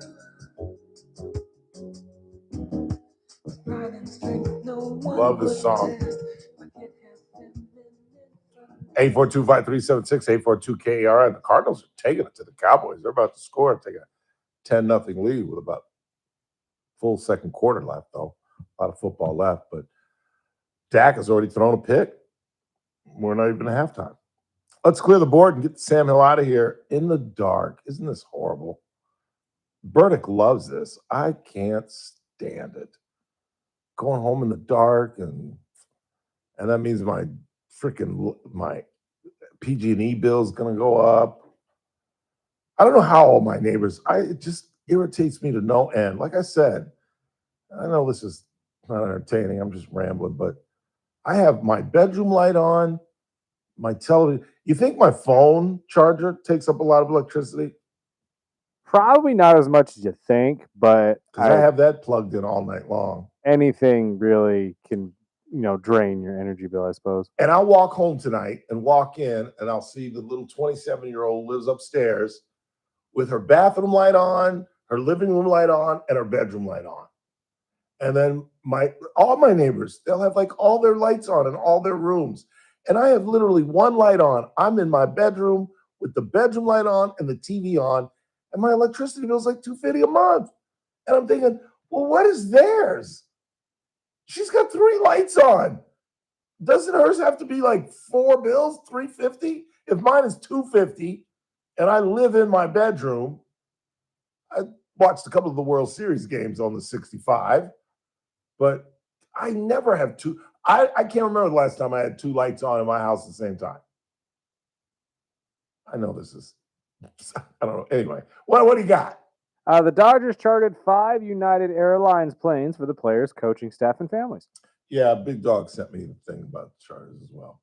10-0 Cardinals. Wow. Marvin Harrison Jr. What else you got? I was paying $450 for a 2-bedroom apartment in 2000 when I was 19, making $8.25 an hour. Well, hell, when I first moved into my apartment 12 years ago, I've been here 12 years. I had just moved into my apartment. I was paying like $850 for a 2-bedroom.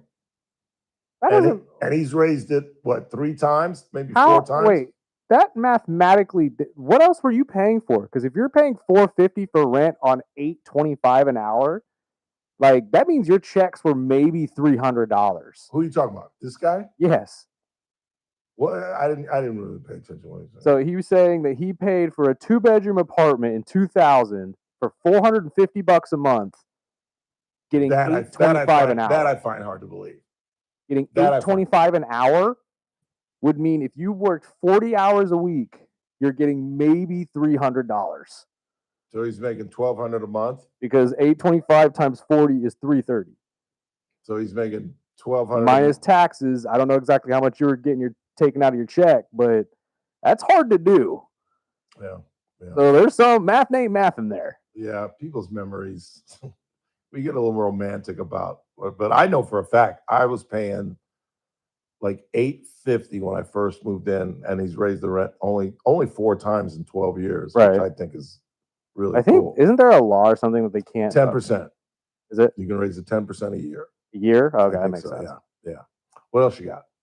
Let's see. It's so expensive to live because everybody had their hands out taking COVID money and inflated the currency by more than 30%. That's the God's honest. And I think that is also part of the man problem that we're having with youngsters. That we shut them in. We didn't take them to school. We were all locked up. And now we discovered that was one of the biggest mistakes that this country's ever made. It really is. Not having those kids go to school when COVID was not impacting them the way it impacted older folk. Biggest mistake this country's made in a long, long time. One more, and I'm going to watch the second half of the Dallas Cardinal game. All the research, evidence, and expert opinion suggest that strong link between physical punishment of children and depression, anxiety, PTSD. It's an antiquated practice. Just like men don't hit women, adults don't hit children. It's just not right. Well, I think that's a bunch of crap. I'm sorry. You're right. You don't, I talk a lot. I was just telling Randy and Chris this. I talk about all the whoopings that I got. I really got 3 or 4 whoopings my whole life. but it was that fear of the whooping as a young kid. And I certainly never got whooped after like 13, 14. I mean, I stole my own car while my parents were out of the country, and the top came off my car. I could have killed somebody. I was driving without insurance, and my father didn't whoop me. I was 16 years old, and he said, "You're too old. If you can't figure it out by now, no whooping's going to get you. You've got to get them at a young age." I'm not talking about whipping 13, 14, 15-year-olds. I'm talking about putting that fear of God when they're 4, 5, 6, 7, where you don't have to whoop them when they're in their teenage years because you've already instilled the discipline. And now just the disappointment. And more important than that, it's the presence of the father. I think even more so than corporal punishment. But I think that's where we've gone wrong with discipline with kids, corporal punishment. I think that's a bunch of crap because most of us 50 and above got corporal punishment. Hell, some of us 60 and above got corporal punishment at school. Talk about change of life. Good googly moogly. I had a nun crack a yardstick over my head when I was in 3rd grade, literally. That's going to do it for us. I want to thank George Culver for joining us, one of the smartest baseball minds in town, Kathy Abernathy. Tomorrow, Teresa Golder, and it's election day. We'll focus on that. In the meantime, for Chris Burdick, I'm Ralph Bailey. That's what's really going on. Wrap to you tomorrow.